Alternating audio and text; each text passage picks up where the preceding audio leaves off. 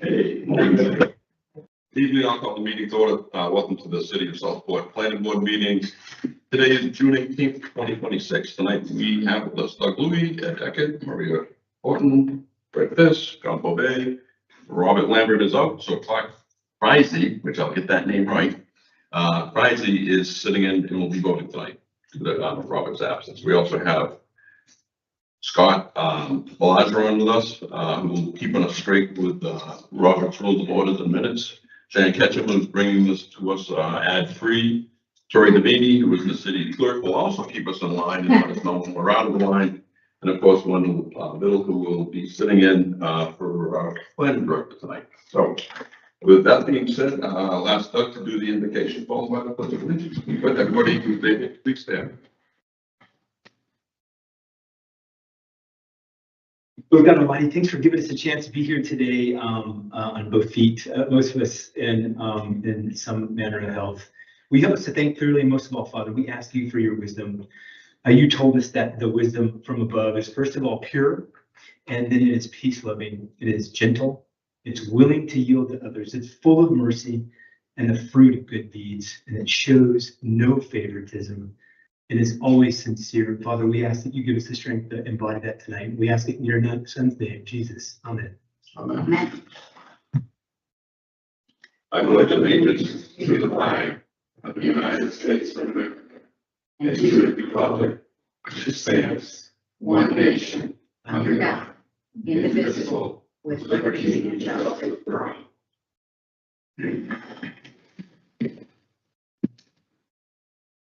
I should start off by saying a member of the public brought some flowers. I'm also a master gardener. She picked up some flowers from the master gardener. She was so excited that they come up, so she drops them off. Which is anyway.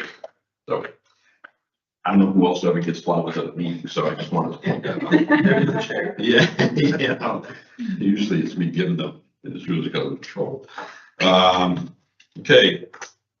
Let's see, ethics statement. If any members know of any conflict of interest or the appearance of a conflict of interest concerning matters on the agenda, please so state. So at this time, any conflicts? Here or none. Keep rolling. Let's entertain a motion to approve the agenda, please. So Motion been made. Do we have a second? Second.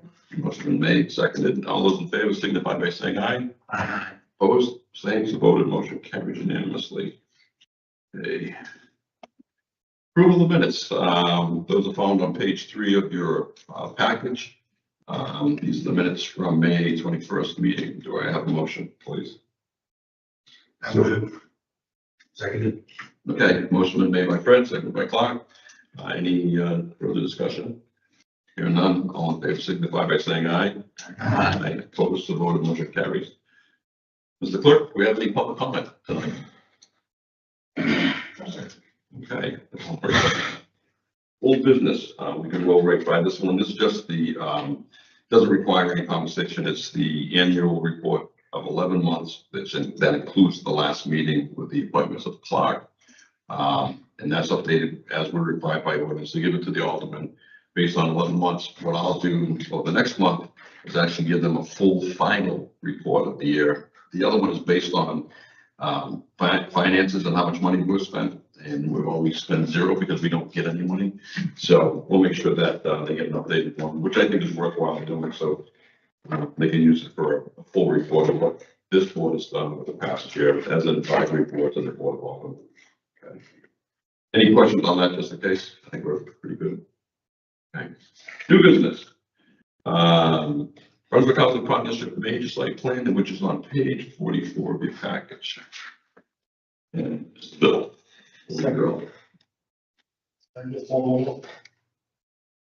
Apparently, Mr. Biddle has a very special appointment tonight because the laser pointer is not working. So, we listen to be good. Well, yeah, the laser pointer works. I just don't know how to permanently work it. That's really nice. Very well. Okay.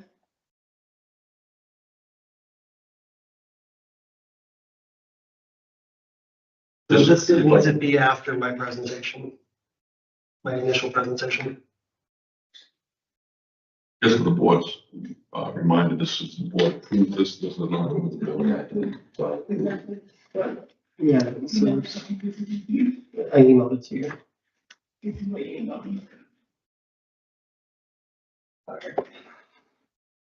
Stand by, sorry. it's all right.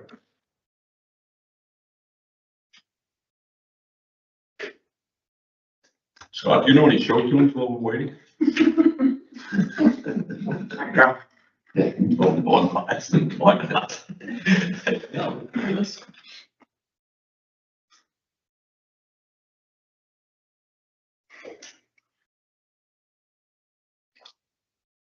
While we get that presentation online, I'll talk a little bit about this project. So tonight, I'm here to speak with you regarding major site plan MSP 26-02.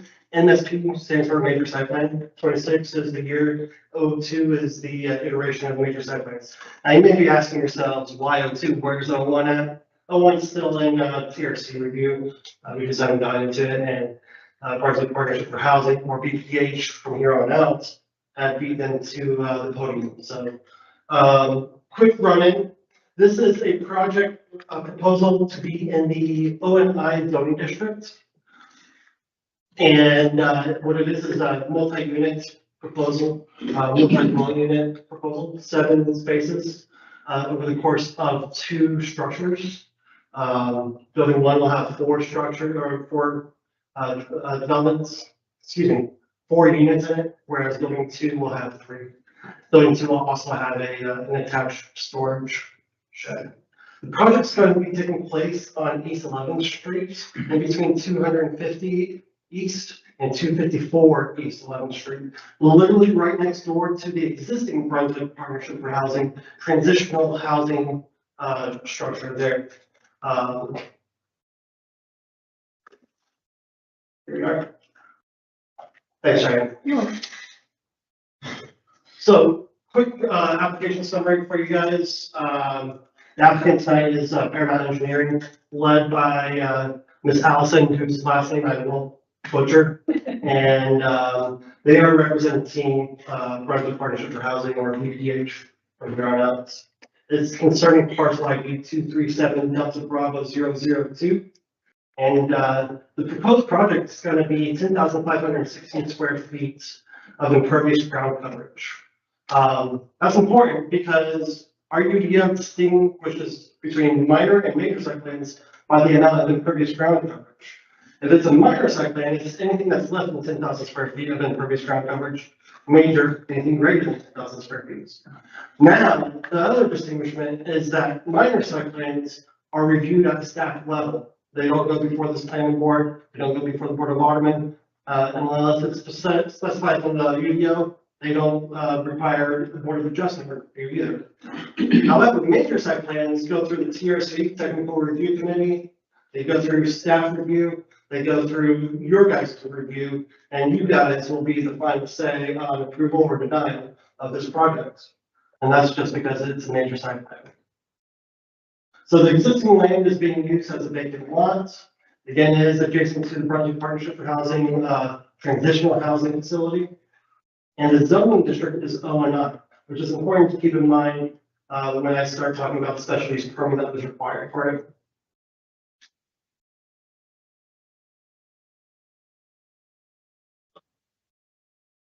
All right, MSP 2602 is a request brought forth by Paramount Engineering on behalf of Brunswick Partnership for Housing, which is a nonprofit organization that provides for unsheltered individuals and families. What is being requested is a 7-unit multifamily dwelling split between 2 residential buildings on a 0.69 acre parcel. The total square footage of impervious ground cover to be no more than 10,516 square feet. The project is to take place in the ONI zoning district, directly next to the existing BPH transitional housing development on East 11th Street. It should be known that this project, as a major site plan application, requires planning board review and approval and does not go before the auditor.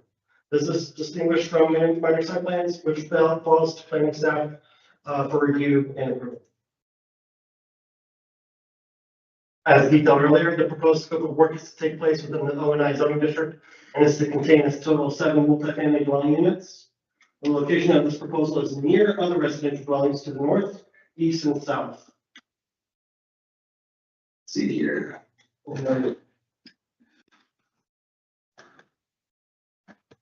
So just a quick orientation. East 11th, City Hall is approximately right here in the black space that's not on the map. We have R10 single-family residential units. And right here is the, I want to say it's Brunswick Apartments or Brunswick County Apartments. It's something like that. It's more of a community for elder care. And then this green is the O&I zoning district. Again, more R10. This is BED.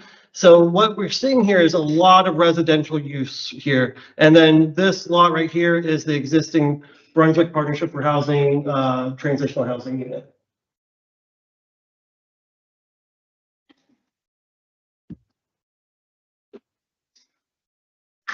Table 3.1 of the UDO stipulates that the proposed land use, multifamily dwelling within the O&I requires a special use permit. And to meet the specific use standards outlined in UDO section 37A. So a quick rundown here, the where they intersect O&I dwelling units, SS stands for special use permit and specific use standards, which can be found in table 3.7, or not table, but section 37A of the UDO. Now, quick rundown on that, the applicants went before the Board of Adjustments at May's board meeting, and they were awarded the special use permits. The findings of facts is attached to your document. The O&I district is defined as a district designed for office institutional uses at low to moderate densities and multifamily housing. This district should be used as a transitional zone between areas of conflicting land uses. And I want to mention that multifamily dwelling is a single structure comprised of 3 or more dwelling units, with a number of families and residents not exceeding the number of dwelling units provided.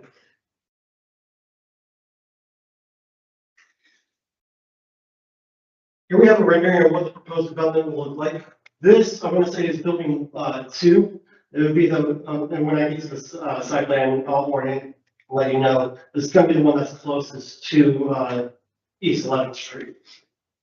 It's a single story building. Building 2 particularly, again, is a 3-unit development with an attached storage space.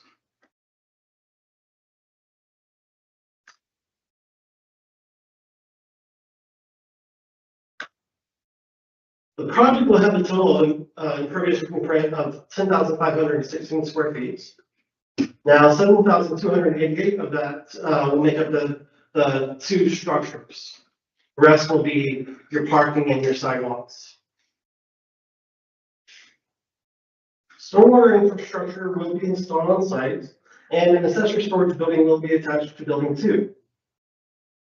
The project will have the required landscape and buffer yard as prescribed by the UDO, and it should be noted that there is a shared parking agreement on file with the existing BPH developments. So the structure that's pink, that's the existing BPH transitional housing. The structures that are blue are the proposal. Light blue is the stormwater proposal, and then the green is the required 20-yard rear buffer yard. I'll go into the parking in a moment. Before I do that, dimensions are in front of you. 75-foot minimum lot width for O&I, 25-foot front setback, which the structures meet, a 15-foot rear setback, which more than meets the requirement because they have to meet a 20-foot buffer, a 10-foot side setback, and a 20-foot distance between structures. Let me go back real quick. And there is it's about a 25-foot distance between the storage unit and building 1.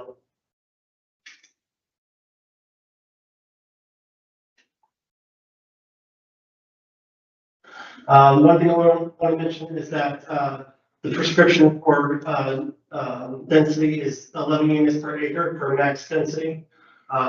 They're going to, at 7 units per 0.69 acres, it comes down to 10.14 dwelling units per acre.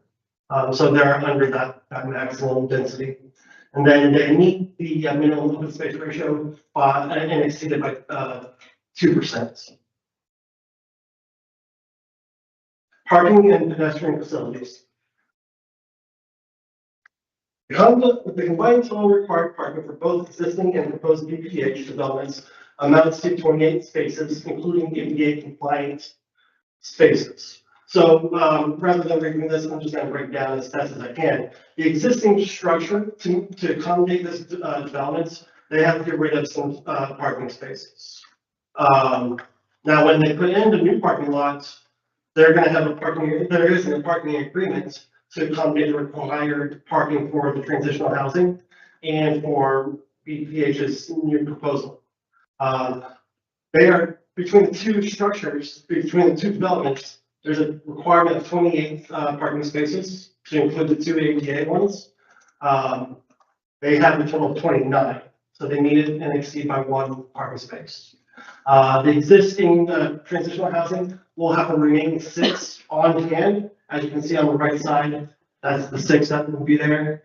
And then the proposed dwelling units, the proposed multi-dwelling unit one requires 2 spaces per dwelling unit, plus an additional 2 spaces for guests. So at 7 units, 2 times 7 is 14, plus 2, we have a total of 16 spaces. 16 plus 6, our existing is 22. And then we have the 2 required, I lost my count anyway. The existing BPH parking requirement is 2 spaces per unit, 2 spaces per, and then 2 spaces for the 450 square foot attached office building that's in the existing transitional housing building, totaling a parking of 12 spaces. The development will have a network of sidewalks measuring 5 feet wide. Let me repeat the parking real quick because I feel like I got a little messed up there. So, existing requires 12 spaces. They're giving up half of that for the new development. And when the new development comes in, they're going to be required to 14 spaces, 16 spaces, 2 per dwelling unit and plus an additional 2. So that's 16 plus required 12 equals a total of 28 required minimum parking spaces. Now there is an attached document detailing their parking agreement that the existing transitional housing will have with the proposed developments. I look forward to answering questions about that.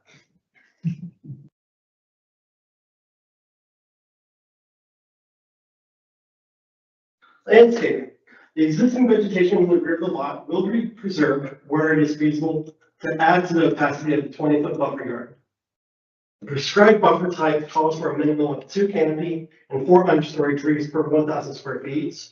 And I should say, my calculations have that buffer yard at 3,000 square feet.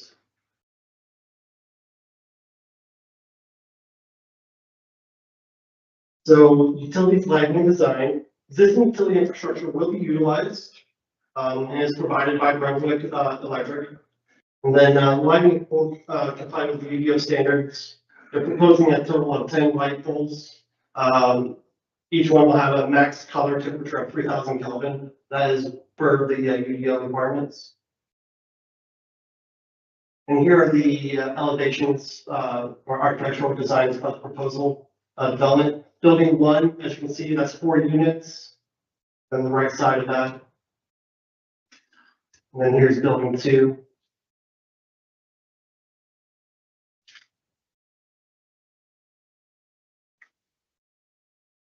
So staff recommends the proposed development, went before the Board of Adjustment at their regularly scheduled meeting held this last May. I want to say it was the 28th. The board members found in favor of the applicant and granted the special use permit that evening. The unsigned findings of fact are attached to the package. Staff recommends approval of the major site plan as the development is presented. If granted, the property owner will be able to begin the building permit process. That concludes my presentation, and I can answer any questions regarding it or the second board. Nice work. Open it up to the members. Doug, Anything? Yeah, I think, Chair, I have a couple of questions for maybe the representatives for BPH. I'm happy to ask Whittle these questions, but I don't know that you would have answers for them. Okay, sorry. Right. Okay. The first question is this new construction transitional housing, a transitional housing facility? No, this is not transitional housing. These will be rentals. I don't want to get into terms of what is called considered affordable housing. I'll let BPH's representatives speak on that. But they're supposed to be moderate priced rental units. Yeah. Unlike the existing transitional housing. So Yeah. there's a distinction. And the question is, I think, I'm looking at the definition of terms, so thank you for adding that into our notes. And I'm just making a point here that the current four are transitional. A transitional housing facility, if I'm using this definition, these additional seven are not. Correct. Okay. And then I just want to make sure that I understand whether or not the office for VPH will remain in the facility. For the transitional housing? No, well, for the staff. Yeah, for the staff of VPH. Yes, sir. So the transitional housing is not being modified. Only thing modified for the existing transitional housing is the parking. Everything else is going to remain the same and ultimately unaffiliated with this proposal, as far as I understand it. So that office is not going to be altered. That 450 square foot office there is not being altered. Okay, and if you're familiar with the facility, it's essentially full-time staff that is at the. Yeah, okay. Does the parking, which you've made quite clear is sufficient task, does that include parking for the staff? It does, yes, sir. So the existing transitional housing has a minimum of 12 spaces, 2 per unit, plus an additional 2 for the office. So that's how we got the total of 12. They're losing 6 to create the new developments, but then that new development is going to bring in 7 to offset that loss. Okay. And if maybe go to what you think is the clearest plan view of the site, of the total site. Cool. Okay. So I'm taking that plan view. I'm gonna like rotate it in space 90 degrees over, and I'm gonna think about that as an elevation. And I'm gonna put myself right in the middle of the road on the 11th, and I'm looking in. And what I'm going to see is a building on the right, a building on the left. And now I got interested because at some point in our notes we started talking about vegetation, and I'll get to lighting in a second. So I'm at the road and my view is of kind of what? So I think we envision, and I don't, it's in our notes if you guys want to look at it. I noticed there's some cool architectural plug and play stuff for vegetation. My concern gets to be is the aesthetic. And this is not I'm going to just trust that there's a compliance issue and that everything will be complied with as far as the vegetation, but there's some opportunities here to make it look a little bit more attractive or less unappealing than looking at a parking lot right from the road in a place where people live, as opposed to say a business. So this is not a question, Wendell, this is just my out loud, my thinking out loud. And the other one, when I got to the lighting, is I'm placing myself in a residential area, and I'll tell you right now, I live just a couple of houses down from the facility, and as a proponent of what's happening at VPH, and I think what's going to go on here, I'm also thinking though as a neighbor and what impacts this will have on the like the vibe of the neighborhood. And so I think the note said that the lighting will be on the pole, no, not to exceed 20 feet high or something along that lines. Does that sound about right? Yes, sir. Okay. So 56. okay, good, thanks. Yeah. So there's some cool balance in between making sure that the facility is well lit and safe, and people can see each other, and they, you know, they recognize people who are coming in and going to what may or may not be a busy place. How much that spills out into the rest of the neighborhood gets to be, you know, my concern. Yeah. So those are the concerns I just wanted to voice while Wendell was at the podium listening. Thank you, Derek. Okay. I will say, pardon me, at the Board of Adjustment meeting, that the developer is going to utilize the same style of brick as is being used for the transitional housing. So that it's going to be continuity between the two developments. in that aspect. And then also the peaked roofs that are projected outward are going to be in similar taste to the existing, structure, as I understand it. Next one. I have no question. Yeah, I've got a couple. Wendell, if you could bring the site plan back up.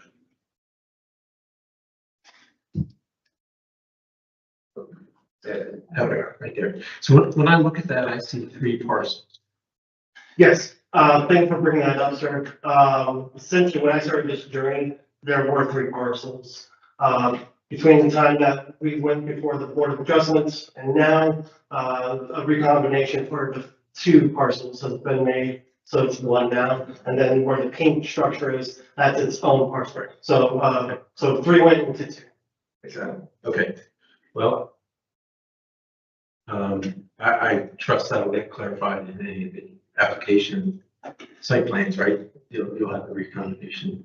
Yes, sir. The recombination's already been registered with the Register of Deeds. It's good. I just, I don't have an updated site plan that shows the recombination. Okay, couple other things related to stormwater. First of all, congratulations for squeezing all this in into that site. I'm sure this was not your first layout.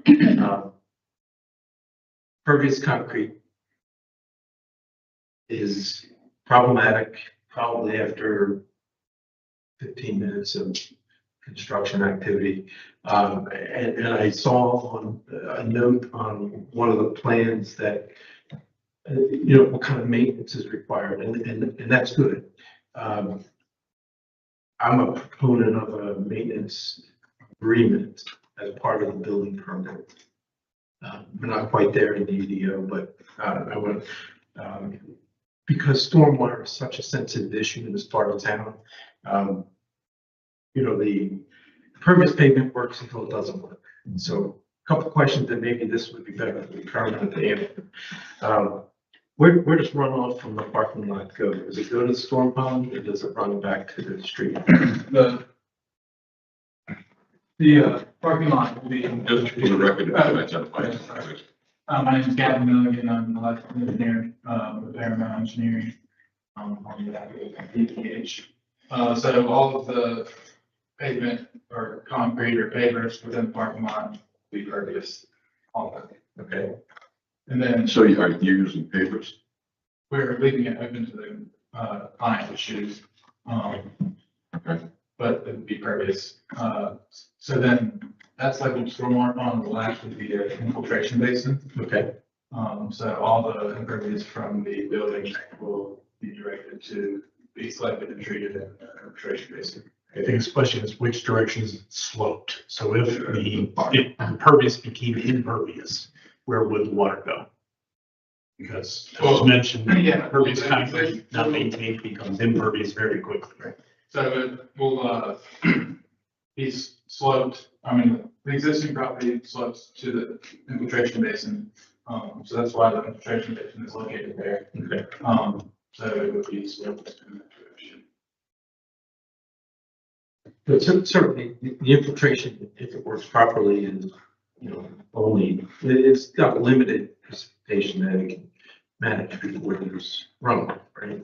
And so that you're saying that runoff goes to the infiltration basin if it does not infiltrate the pavement. It'll evaporate, it'll infiltrate every time, and it'll be directed to the infiltration basin. But then do it either, but Okay. And so it's an infiltration basin with no outlet, right? Or does, is there the an outlet? outlet is the soil, because we tested the soil and made sure that it has adequate filtration rates for the site. Okay, so there's not an overflow pipe There is an outlet. emergency, there'll be an emergency overflow. And where's that go? That would be on the back to let water continue to flow to the back of the property like it currently does. So it would go, Wendell, is that the turtle bed sites that are just, No, turtle bait's not associated with this, sir. well, no, right, if it's going off-site, Yeah. where's it going off-site? Here you Feel free It's to. not, on that page. I think. Yeah, you need the map. Yeah. So, I mean, it's the infiltration basin's designed to meet all the state of North Carolina and city of Southport's stormwater regulation. That being quality and quantity. And again, I'm not really questioning that. I'm questioning with so much impervious surface subject to maintenance. If that maintenance isn't kept up with, then we have Then they would be- more, Yeah, we have more, surface flow than maybe we're accounting for. And my question is, where does that go? How is that corrected? If you have an overflow, where would it go? So, I mean, hypothetically, it would go to the back of the property line where the existing drainage currently goes. So, I mean, we're talking about a very large storm. sure. Yeah. Well, and that's, nobody complains about, half-inch rain. It's, 2 inches of rain or more that you start to see, puddles and, I guess what I'm saying here is I'm a little concerned about pervious pavement being such a high percentage of the impervious surface, the pervious surface. And in the application process, I'd like the TRC to have an opportunity to look at this more closely so that you can look at it from a neighborhood perspective, right? So, I'm sure the pond is sized correctly. I'm sorry, the infiltration basin is sized correctly and all, but I think to have a better understanding of how it works, if the maintenance isn't ideal, I think, we would have more questions on where Yeah, that. in order to be in compliance with the stormwater permit, the maintenance has to be done. That was noted during TRC by Tom, our stormwater engineer. Okay, but, and I was gonna ask, there was reference to TRC comments, but they weren't in our package. Because So they've got all the comments that we had. So basically what we do is we go through the entirety of the Article 3 that is applicable to the proposal and dissecting the site plan and the proposal, we make comments based off of what the UDO asked of. And before that ever comes to you guys or even Board of Adjustments, they have to meet those questions. So once those questions were answered, I didn't think that they were warranted here because they've been resolved. If I interrupt, just like Maria had a question. Yeah, I had a question based on John's. I see that the infiltration basin goes into the buffer. Was that reviewed by the TRC such that it was there? And is there a drainage swell between the R10 properties and this new major site development? I think it doesn't show on the designation, but we've been cleaning out the swells and the sewer separation, alleyways, whatever you want to call it. I don't see it here, and that would actually add to the infiltration and where the runoff would go if there is a drainage component between the two different properties. That just doesn't show on here. So, John, I don't know if that helps you or not in your question. Yes, there is an existing swale on the backside of the property. Between the green and the brown. That's correct. Yes, ma'am. Yes. It is not a very well defined swale, so further investigation will have to be done on that, and we cannot block any drainage. So So the question. drainage pattern will continue. So the question for Wendell would be, is that on Tom Stanley's list of areas to improve? Is it something that we would see in the planning component? Since if that swale is small, but needs to be larger for an overflow potentially, based on John's question, that's something that maybe can be managed through maintenance, enforcement of the major site plan development. Tom, Stanley didn't mention if this was on his list or not. But just a question to see, because that seems to be the concern is the potential overflow. And at least it's not shown on this particular depiction. However, most of the areas now are being cleaned out so that the swells are open and they're flowing. I think that would answer John's question related to the Jason infiltration. does the flow up to Atlantic Avenue as well. Yeah. Well, my bigger concern was Atlantic, or 11th Street or Atlantic. Yeah. We certainly don't want pavement to back up and flow out to the road, and I'm sure Tom would pick that up if that was the case. And the thing is, we have, and I say we because I'm a civil engineer too, I'm retired now, but, you know, we've relied on pervious pavement and been let down maybe more than once. So I think it's important for us to know if it is not maintained, where does that water go? How much and where that water goes? And I'm sure that'll get flushed out in more into detailed design, but I think that would be really from a major site plan perspective at this stage for this board, I think that would be one of the concerns that I would raise, that needs to be settled. I don't have any issues with the development per se, but just, I just want to make sure that the numbers reflect the reality of pervious pavement. Yeah. But the thing is, yeah. The satellite picture, that area is highly treed. All the neighborhoods on both sides of the trees, looks like they'll slope back into a very poorly defined swale. I think it's a technical term. It's a very accurate technical term. It's not going to take much flow. It's just going to fill. And if everything works properly, this development doesn't really add much to that flow. But if, you know, if the parking lot doesn't perform, then it certainly could add to that.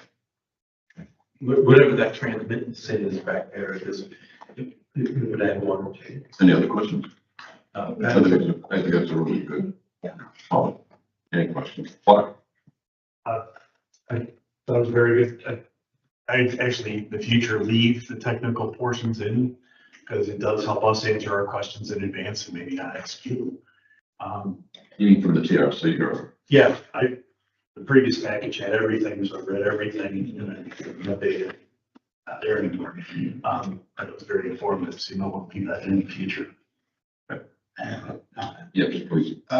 Couple comments. The construction is at slab on grade. I will defer to,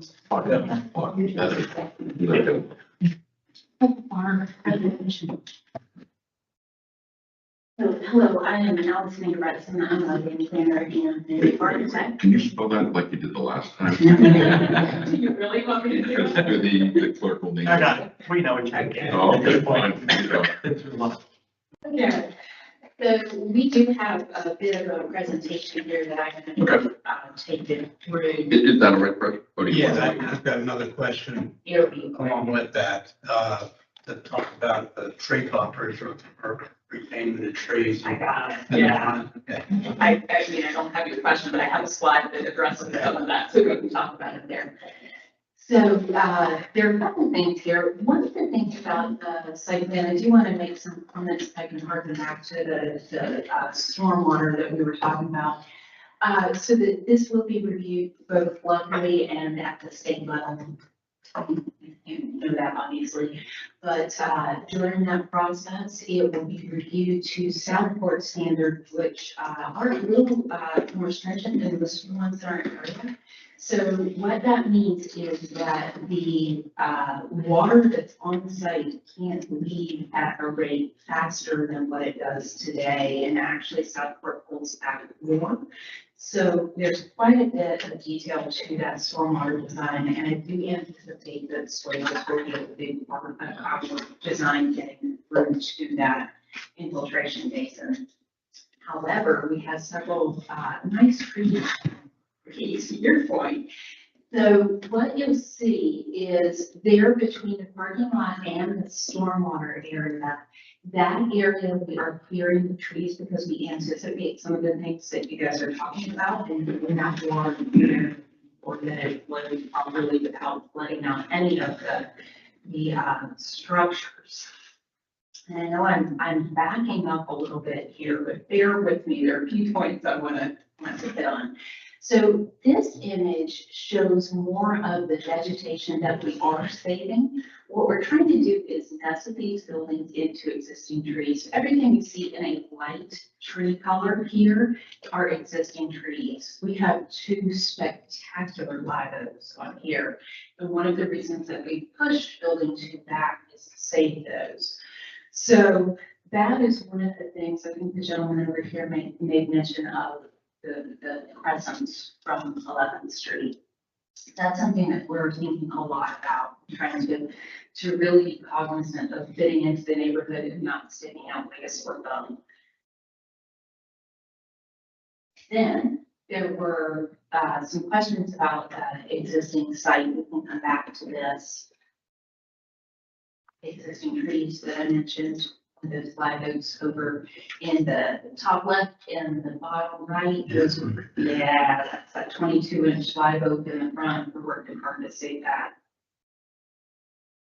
Okay, so the original question why I stood up here was, yes, these are slab on grade. That said, one of the things that you'll see in our site plan, we back up to our site plan. One of the things that you'll see is that we've given some room between the parking lot and the structure to properly grade away from that slab. So that will all be considered in our design as well. If I can fast forward. Okay, now to the tree question. So everything that you see that is in the shaded green area is already existing vegetated area in the ways that you see here. We do plan to enhance the understory. We're required to put both understory trees, canopy trees, and shrubs in the buffer areas. So the area in green in the back will be filled in, so there will be quite a bit of buffering between this property and adjacent neighbors in the back. There's also fences along that back, so we make sure that those neighbors' fences, not this property, they won't be disturbed. Over on the left-hand side, that is AT&T property, and we will be buffering against that, even though it's not required as an additional buffer. We understand that as you turn onto 11th Street, you're going to start seeing this, and we understand that people who are living here, they want the vegetation between property line and their back door. So that's what that is. And then, of course, in front along 11th Street, we're very cognizant that there needs to be landscape there. The requirements, we have to have about 30 shrubs along East 11th. We have to have, I think it is 7 understory canopy trees, and then the existing trees far exceed our requirement for canopy trees, but we're going to do good in moving those up and taking those. So hopefully that answers your question, but I'm here to answer additional questions. Have an additional concern. I'm a builder and a real estate broker. Okay. There's a number of houses along 11th Street that are on crawl spaces. And during these 100-year storms that we've had, those crawl spaces have been flooded. So if you're slab on grade, I don't think your structure's going to be flooded with those kind of storms. Okay, we will definitely take that to our builders and let them know this information. I appreciate that. Yeah, and Doug, your property, is it? Yeah, that's right. Charlie's point to, across the street though, in 2 cases, but especially in the apartments across the street, which I think are also slab on grade. They are, and I'm sorry, I didn't know, please. Well, and several of those flooded out, so it's not a golden ticket or anything, at least not on East 11th. So you're making a good point, and the idea is to be cognizant of all the stuff that John is bringing up, which is if you don't have maybe an aggressive plan on moving water, it's not sufficient to say, well, we're going to kind of retain it on the property, because you're not. Yes. Yeah, it has to happen now, right? Yeah, and the road is, I'm pretty sure that the elevation of the road is superior to the elevation of all the slabs. It is. That's one of the things I was going to say. The road is actually a breaking point. So the apartments across the street, we had a discussion about this when we were at our last board meeting. And it was determined that the grade is actually falling away from this site and away from 11th across that. And currently there and some flooding in the past for some concerns. So we talked. On this, yes, we definitely have from 11 all the way back to that corner where we have administration. Certainly know that there's all relatively flat at all of Southport is. However, that is where our waters go. So if I was to builder, I would be recommending that we do raise slab. Okay. All right. I appreciate the recommendation. And if that's something that we need to talk about further, we certainly can. But we will definitely take that forward. Yeah, and to add on to that, I'm just wondering with the slab and the grade, will it be above the ground of the roof?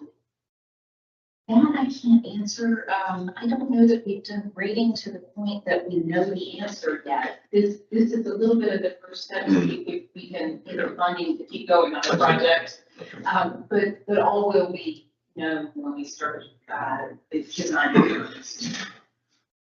Yeah. Long range planning. I would like to add that, after approval or denial, but after approval, the applicant and staff go through plan review, in which case stormwater, zoning will review everything, as a final product. So Isn't that done at the TRC at all? TRC is a preliminary type Yeah, of so- situation. But we have changes after the fact? No, we're not having changes after the fact unless there's like a minor, there's like, there's a small margin for allowed changes. Like To be a minor. Think of it as refinements. Okay. So we'll dial it in Yep. each step of the way. Okay. So the site plan is the site plan. It's Yeah. not going to change. We'll just add in all the layers of detail to make sure that we're meeting both Southport and state requirements. And I just want to reiterate, yeah, so the plan review will require, will be reviewed by Tom, our stormwater engineer, and make sure that those things are kosher. And just to add that everything is shoehorned in.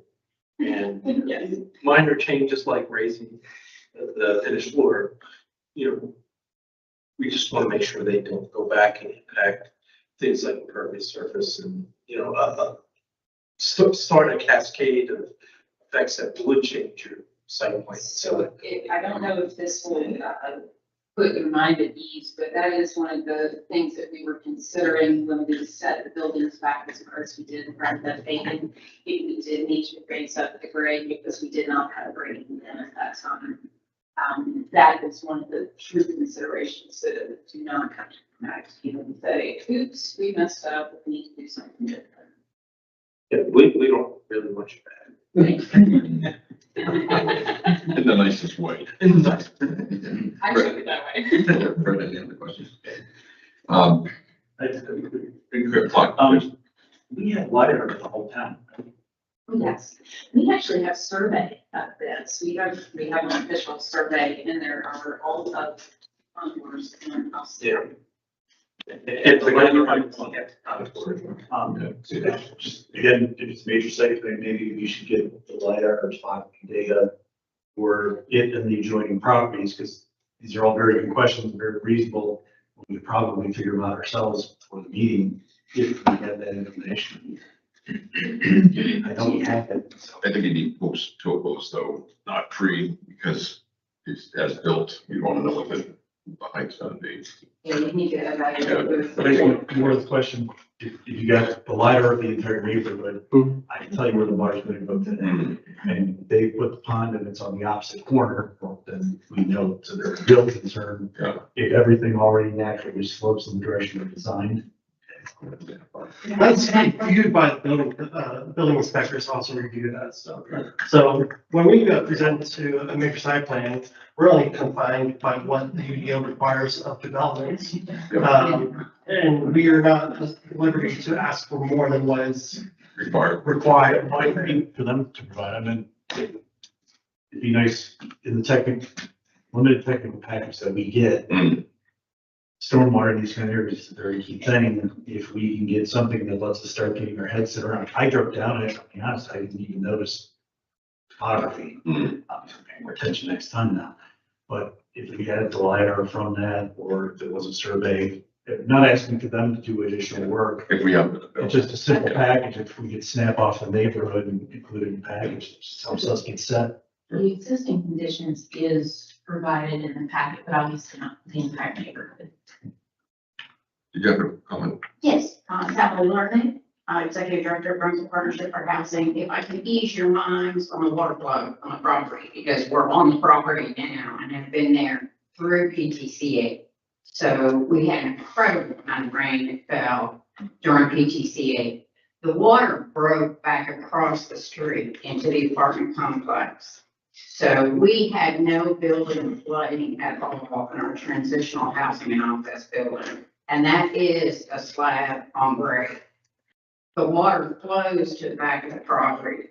It picks up a swale that is when was cut deeper behind our neighbor's property when they built on us. If you're facing our transitional housing property to the right, Jed's property, that swell got cut deeper and that water flows massively onto our property.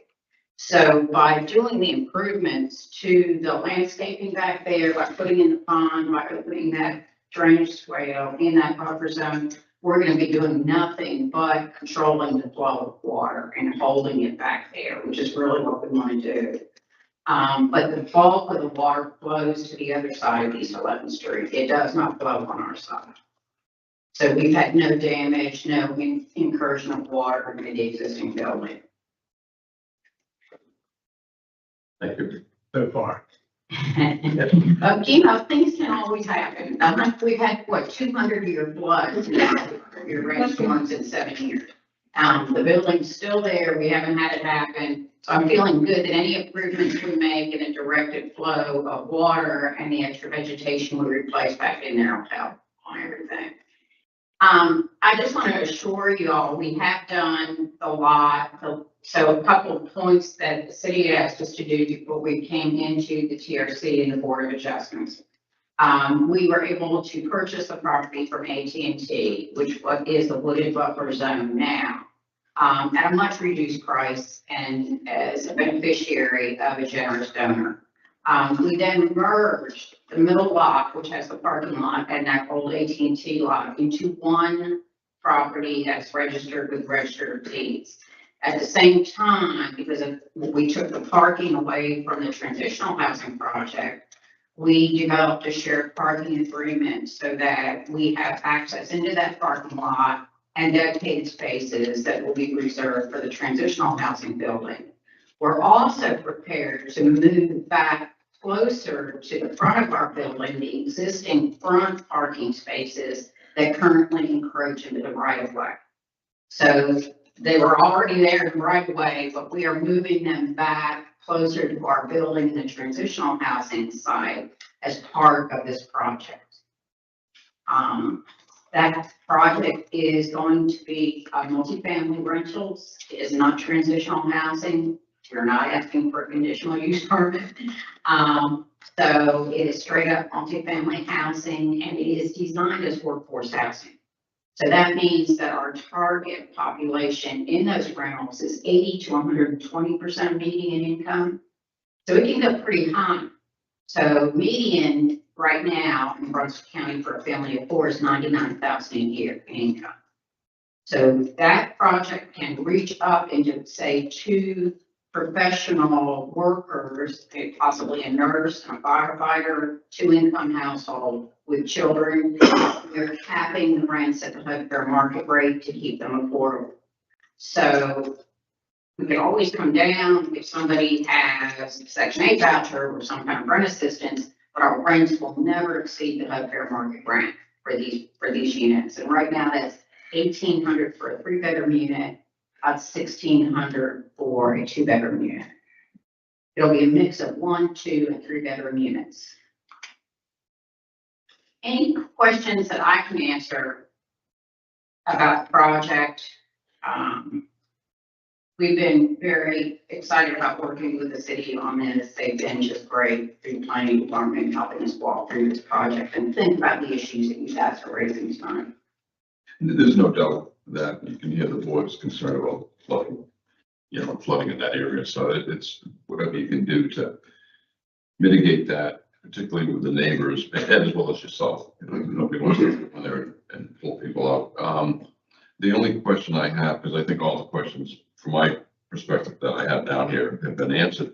The only one that, and perhaps it's just me, but I'm looking at the parking and there isn't any kind of a need for a turnaround.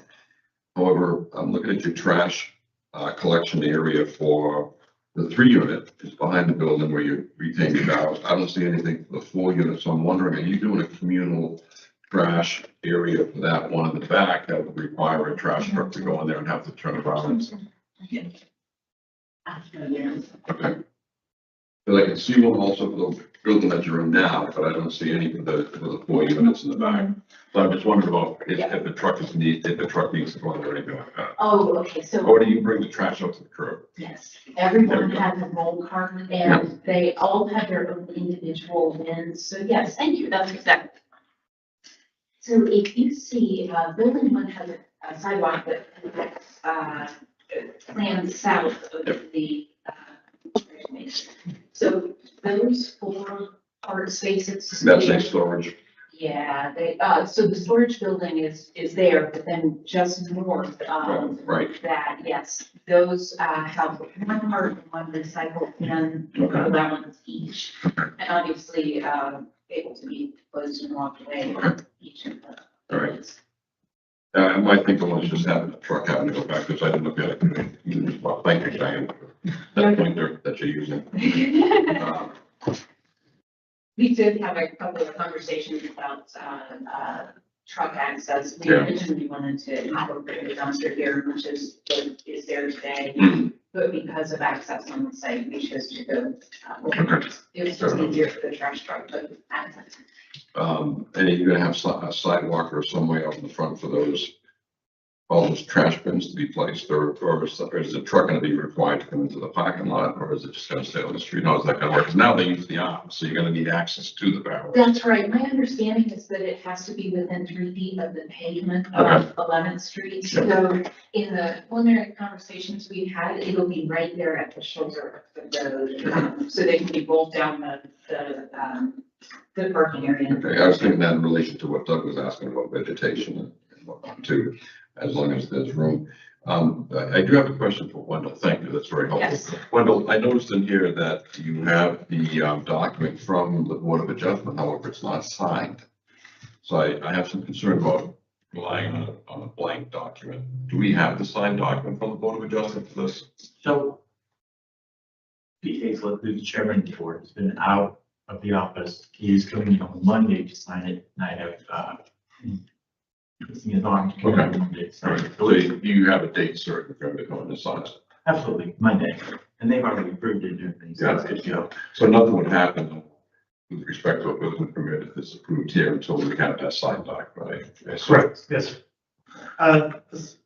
Generally speaking, the order of operations for the findings of facts is they get signed at the next meeting, which in this case would be, this month on the 28th, I want to say, something like that. So that's why it's not signed. It's not been a full period of time yet. And again, Chairman Hazel has just not been available to come in, outside of the business hours. So same idea of processes. I noticed that the application was dated February 27th. We're now into it for a few months. Are you comfortable with the amount of time it's taken to do this, or should we be looking at something slower, something faster? I'm just trying to get a handle on, I want to make sure that we're not slow walking anything or have the appearance of slow walking anything. Could this have been sped up at all? Or do you think this is pretty much standard? This is standard in that, we do our process. So say you're the applicant, Yep. you submit it to us, we have 30 days to evaluate that application for completeness. Then we have another 30 days to do TRC, Yep. assuming that there are no issues there, that's 60 days. After TRC, we have a dozen plus comments from different agencies. Yeah. That's when the time stops and it goes back to the applicant to So whenever they bring back a complete package for us, meeting all those TRC comments, that's when we get back into the loop. This particular case had to go before the Board of Adjustment, so that's another 30 days. Yep. So this is a relatively fast turnaround, actually, Okay, considering all that. okay, good. I just want to make sure that we're meeting some kind of standards. Yeah, and, we have a due process requirement as, city, staff. And we can't just sit on things indefinitely. Yeah. But yes, I know it might seem like a stretch of time, but this was relatively quick. Okay, good, thank you. Any other questions from the board, comments, thoughts? Okay, I would like to just reiterate, I did bring this up in my, presentation. you know, I'm always careful about, I used to work with an attorney that when you were winning, and then the attorney would continue to add stuff and kind of change things, so I just want to, you know. This shouldn't change anything for the worse. Okay. I just want to reiterate that this was not, project is not in the special flood hazard area. Therefore, we can't apply standards such as raised, foundations and things like that. Just let that. You cannot, Can't. okay, If it were in the special flood hazard area, then you would have CRS standards that would have to be met. So, thank you. good comment, thank you, nice work too. Okay, board, Leo, it's a pleasure. We, this does not go before the board, and we either approve it or deny it, or approve it with conditions or whatever. So, what's your thoughts? Why does it stay right here? Because that shouldn't be in there. That's for 2601. So if this is 2602, that's an inadvertent document. That shouldn't be there. Yeah, that's somehow got slipped in. Larry, how do conditions work? I would have to ask Wendell. Okay. Yeah, I'd have to defer to him on that. And then he can tell you what those conditions are actually doable.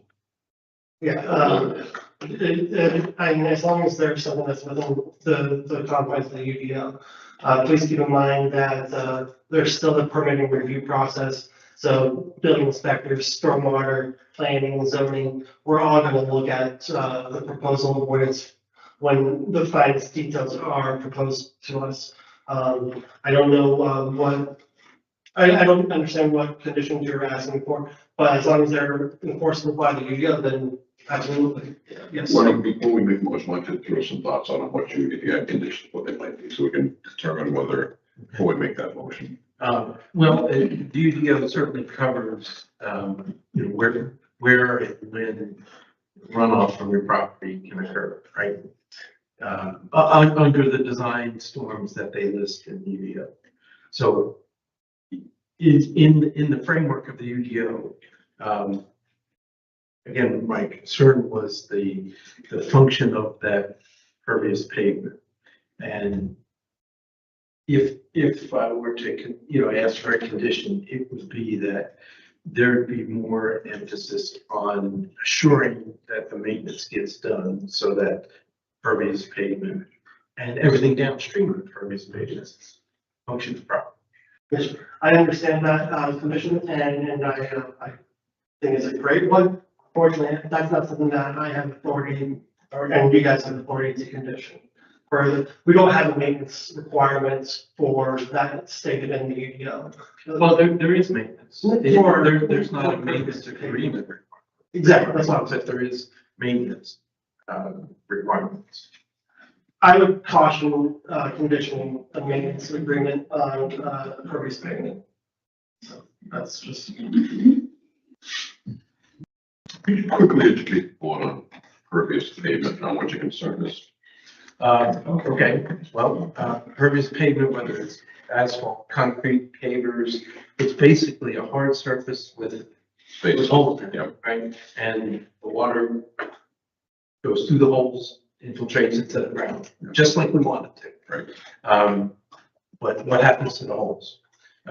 During construction, during operation, just driving in off the street, you're bringing in sand and dust, sediment, and those holes get filled. And they tend to get filled at the lowest spots because that sediment runs across the surface, plugs the holes, and then the lowest spots flood. The lowest spots now get bigger, and the the drainage or the impingement area gets smaller. So, the problem is it just grows, right? So the idea of maintenance is to prevent the start of that process, because it can happen fairly quickly. And it depends on the rain and the use, and it's not something that the owner or the engineer can predict now. It's just, yes, we'll maintain it, but that's, yes, you have to maintain it, but how will it be maintained and who's responsible? To that point, because the UDO doesn't require pervious pavements, I can't say that we can condition that the pervious pavement that they are willing to do. No, I was just asking for an explanation, so that everybody was educated on it, what the concern was. Yeah, I understand. Thank you. Particularly since the sand, in areas where sand is spread, it's traction control. Such as Southwood. It's a big issue there, used for arch grain sand, we have pulverized sand. So we have the same concern that it's not maintained. Once it starts filling, each layer of fill caps in the last layer, when you vacuum it, you don't get it clean once it's clogged. Interesting. So it's almost, it's also proactive maintenance to prevent that from happening. So it's where deferred maintenance really turns it into a impervious pavement pretty quick. The benefit that we have here is it's not a for-profit business. This asset is their ability to go to the mission that they wish to accomplish and support, not to monitor for reasons. And so I suspect, as they're listening to us, the scary tone about maintenance, how important it is to get on it early, often, and continuously. They want to maintain their asset because it lets them go to the mission they care about, not because it's just trying to squeeze a penny. Right. So I'm hoping, as the owners and the people who want to use this asset for something far beyond making a profit, so I'm sure they're listening. Thank you. So, what, thoughts, we have a motion? Well, it sounds like then, John, yes, that we really don't have the ability to make a qualification of that sort. I mean, Sounds like it's not. That's what I'm hearing. So the motion would be to either approve. I move to approve. Okay. Motion been made, second by Fred. Any further discussion by the board? Do we need to include a contingency, a pay slip signing the, minutes or the approval of the Board of Adjustment? No, that's not. They can't go anywhere without it. Okay. Good question though. Any other comments? I'm just noticed in the staff findings and recommendations that there's the note about getting the parking agreement between both parcels signed. Is that a done deal or is that still not done? That's in the package and that's signed. It is in fact. And it's also been at the registry of deeds. It's on page 73. Got it. Yeah. Okay. Any other comments? Here or none, all in favor, signify by saying aye. Aye. Opposed? Same, so voting motion carries unanimously. Thank you, everybody. Thank you very much. Appreciate it. Thank you. Good luck. Next week, okay? Yeah. Give my man a window.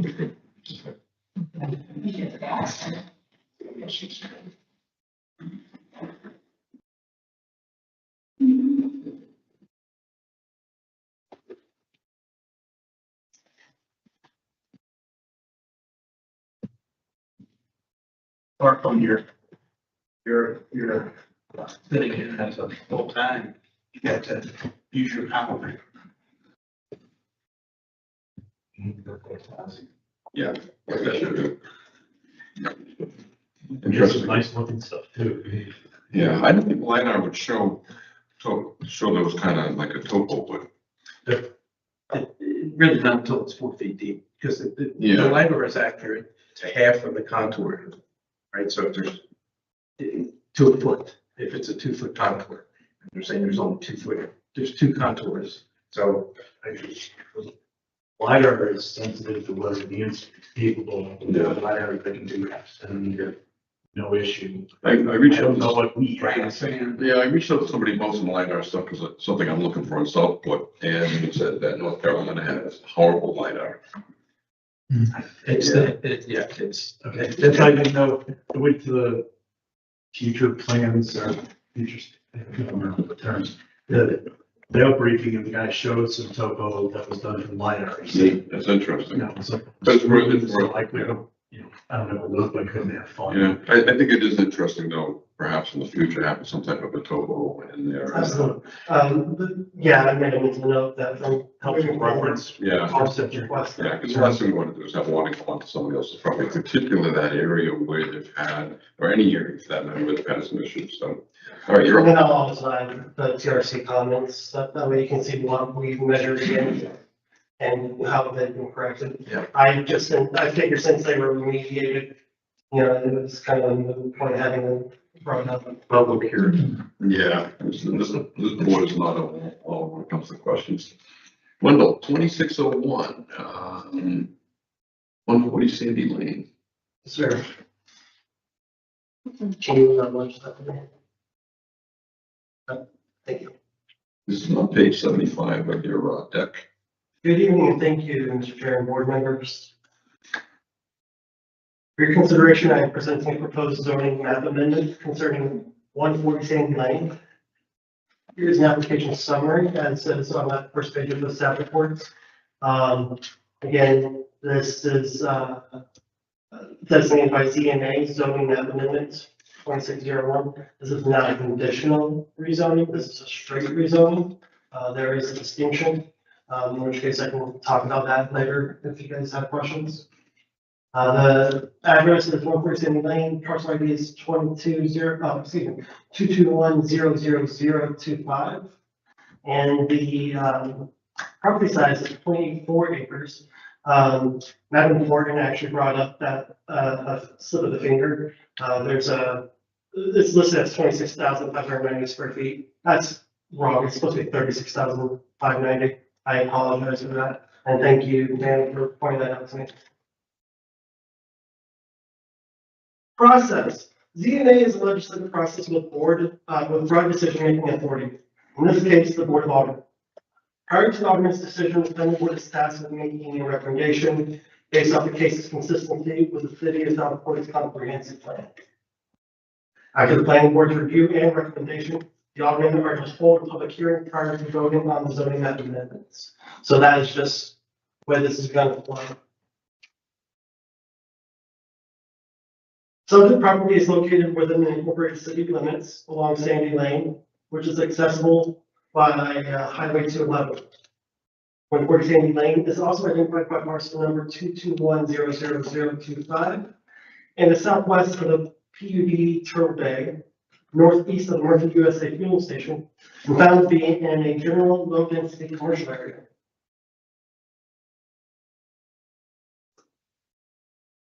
The existing zoning district for the subject lot is residential, R20, and contains a single-family residence on site. Public water and sewer services are available through Brunswick County Public Utilities, and electric services are provided through the city of Southport. Per the zoning map, the primary land use in the immediate area is highway commercial and or county commercial low density. So just quick orientation. Red is the Turtle Bay PUD. Purple is county's commercial low density. Thank you, Cheyenne. And our subject lot is that orange that has SFR in there. So it's an island of residential amongst a lot of commercial and a PUD. And then the light blue is highway commercial.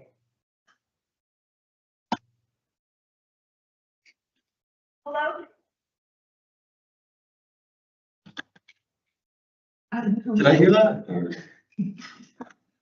I'm sorry. I heard it.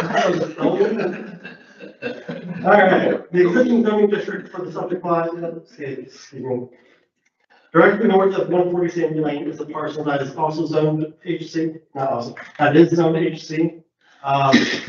One reason or another, that's the bottom picture right there on the left side of the slide.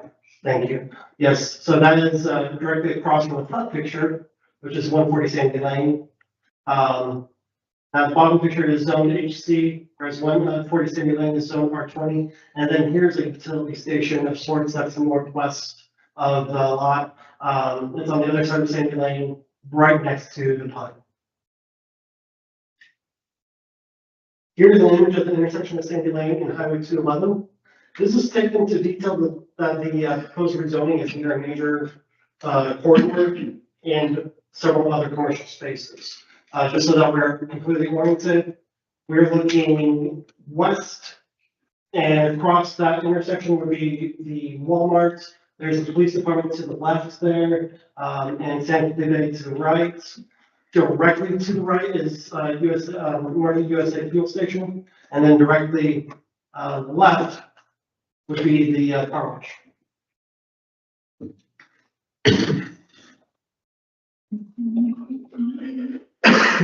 Here are the development standards for both R20 and highway commercial.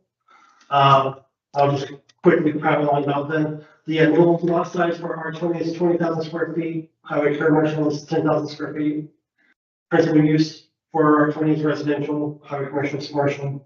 Lot width is 100 versus 75. Front setback is 40 feet versus 25 feet. Rear setback is 25 feet versus 20 feet. Side setback is 12 feet versus 8 feet. And they both have a building height max of 40 feet.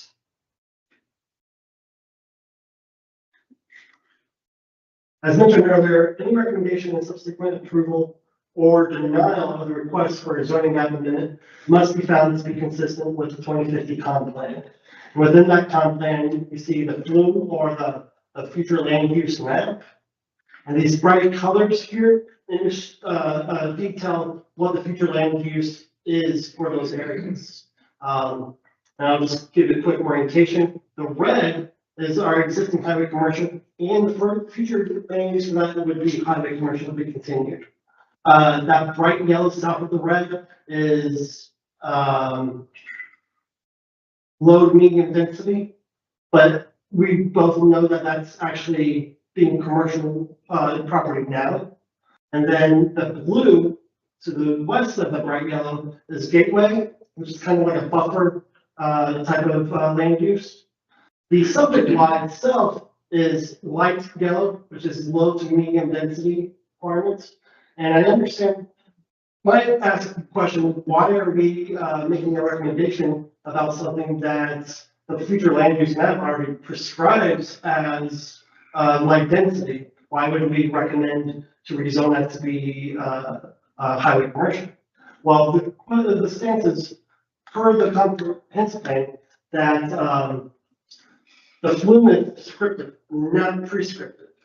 So this is just a detail of what could be there, or what should not should be there, but what is there, and what the foremost land use would be. But it doesn't mean that we have to stick directly to that. We're allowed to make some concessions and change the zoning in accordance with UDO and other standards.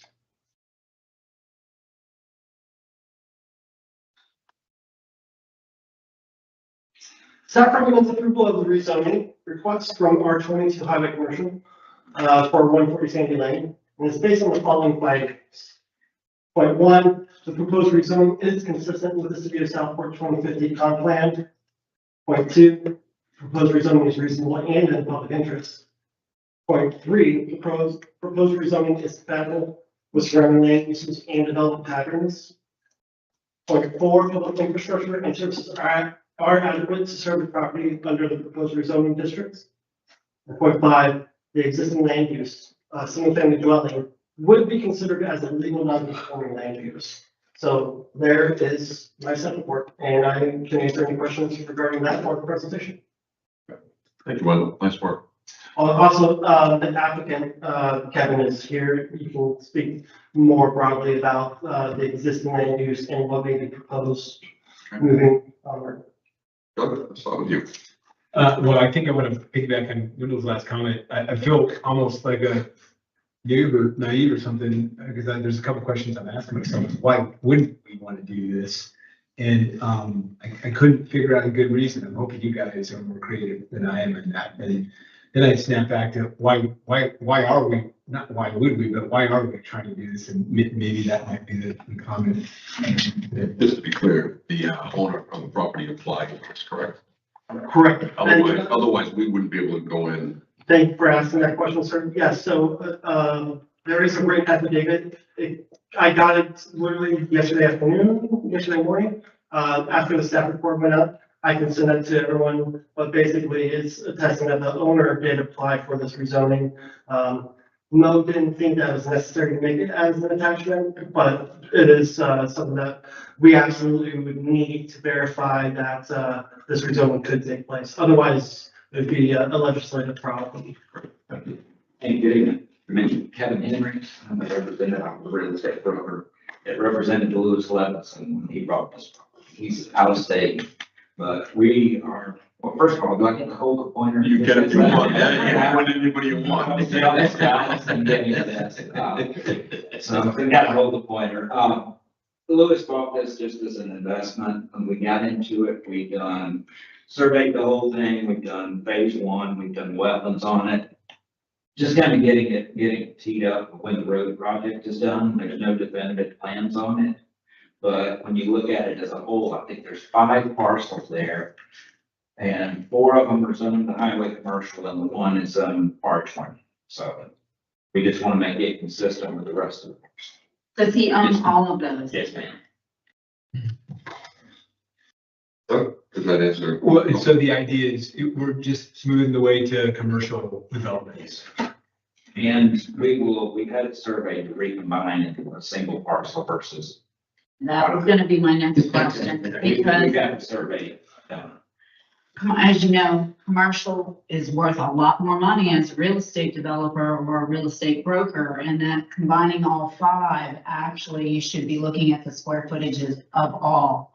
And the concerns I have are not serious, but they require the planning board to think about what could go in there right up against Turtle Bay without proper buffers. And so even though I did the square footage on the acreage and found that that was incorrect, if I were looking at all 5 parcels, you might be able to put a shopping center, you could put another cement gravel pit back there. And as I told Wendell earlier, if I were sitting on my back screened-in porch that I just bought at Turtle Bay, I might not be too happy depending on what goes in there. And as I look at the list that's inserted by Wendell, it could be a mausoleum, it could be whatever. And I totally understand the owner's desire. I would make money too. That's like my main thing. But Since you're at Turtle Bay, they ran over our fence we put up to block the driveway, so. I'm not Are at you Turtle Bay. representing- That's hypothetical, Oh, right? okay.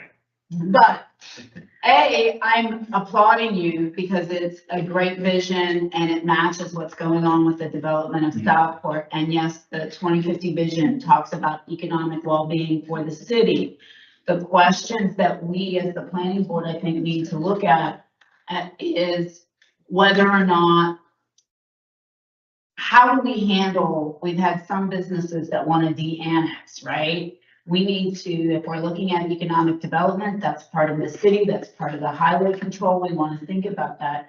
But we also have a future land use map, which tells us where our homes are developing. What are the required barriers and buffers as we look at that, especially since we've already heard they want to recombine it. That's how big will that be? What does that do to the low density vision of the Southport 2050 plan?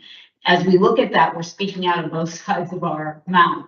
Hey, we want to make money and be economically viable. And oh, by the way, we want to have low density and pretty houses and all that wonderful stuff. So I'm just pointing that out. I appreciate your comments and letting us know what the plans are. I understand where you want to go. And I would say that from a standpoint of when we got in, and I worked with the previous owner who sold, so I was the broker that sold it to this one. I'm working with the current owner. And we've had a number of people come in, want to buy the out parcel there in front of the Murphy Gas. You know, QSR, quick serve retail, fast food. I mean, we could sell that tomorrow, Yes. but we have not.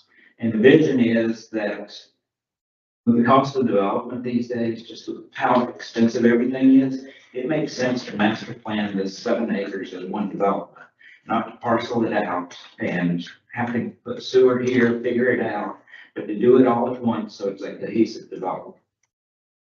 And to that point, that whatever that development is in the high commercial area, that's, if I get my math right, about 280,000 square feet related to the 5 different parcels that you put together. If it's 7 acres and each acre is 42,000, you can get there. Yes, in total.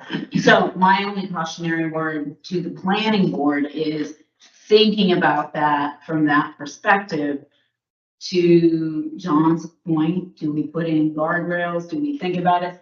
To me, it makes, to be honest, it makes sense. That is a high commercial area. It's a very isolated piece of land. I'm surprised that in the future land use map, that only one was carved out as residential and the rest were allowed to move forward.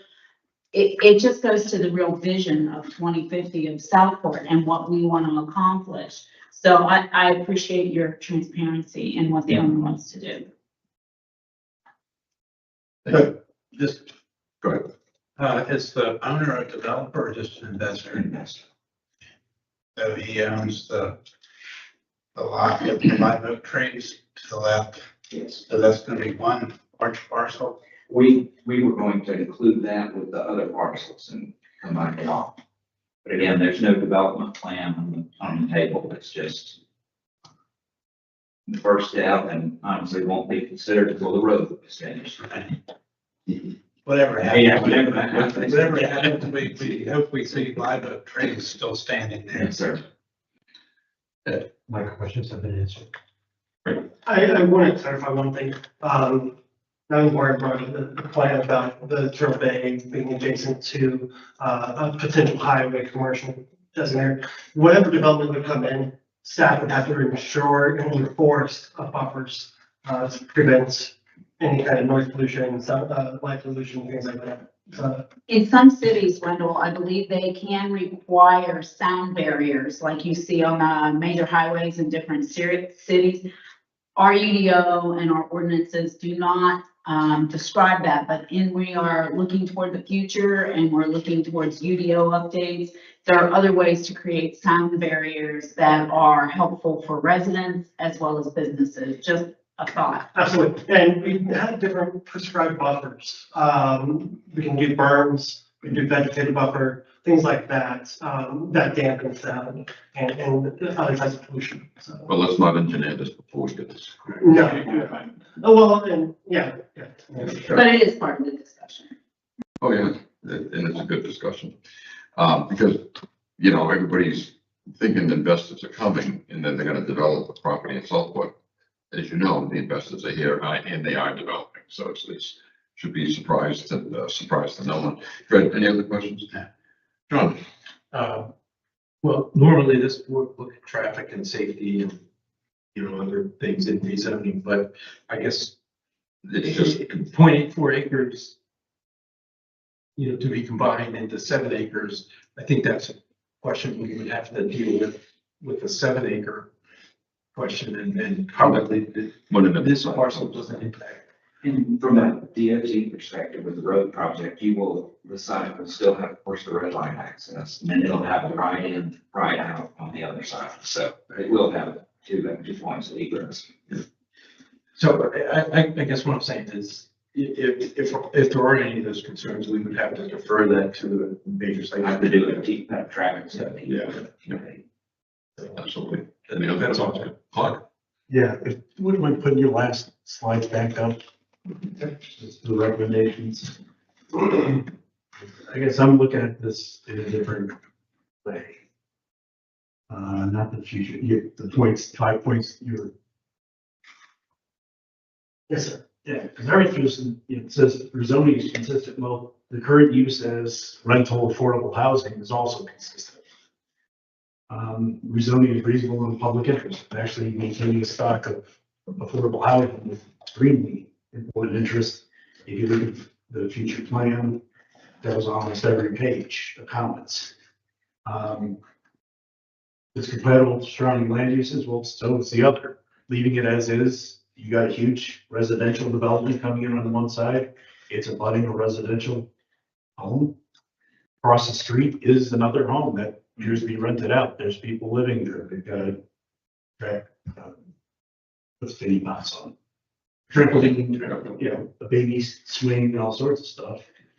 And, you know, the existing land use single dwelling will be considered as a legal non-conforming land use. Well, only if we change it. Right now, that is the legal conforming land use.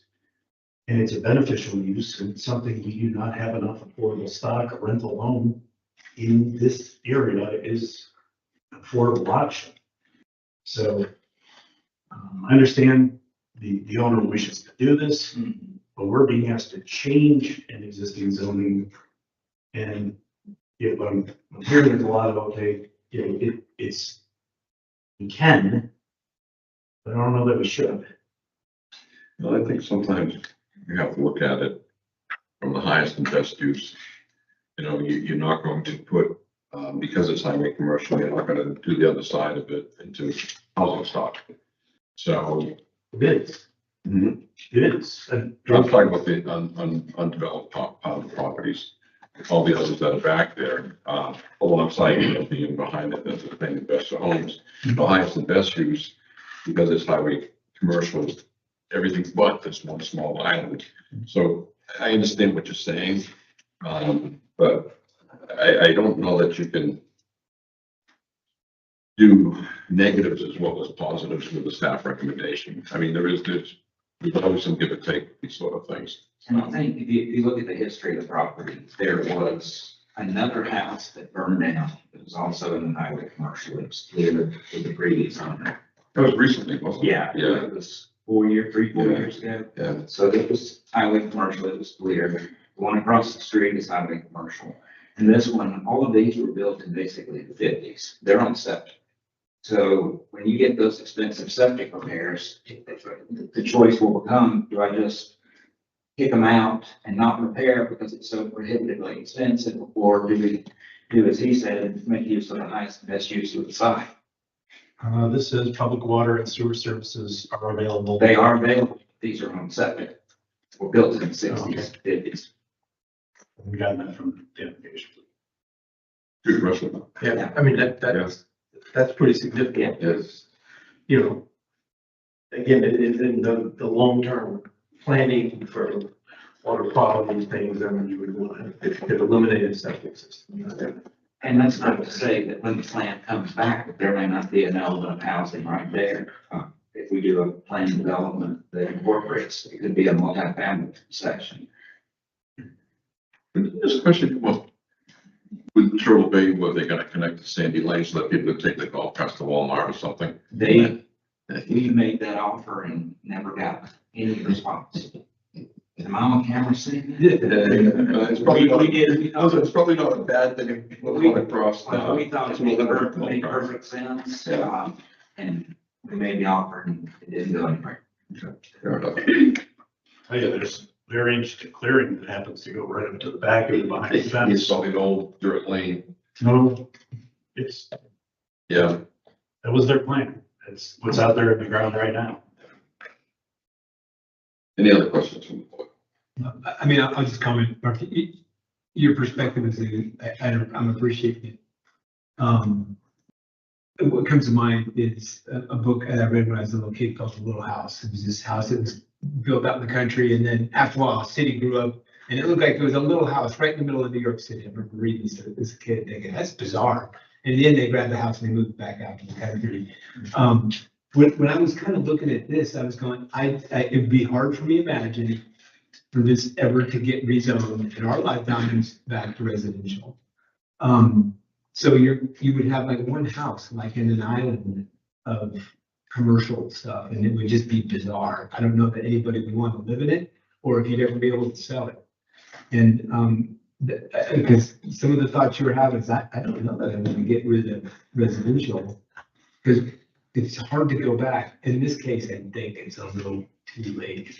And for almost in my mind, just for geometric tidiness, is let's just put that thing off and put our focus on places where it's gonna need more or that we can kind of win.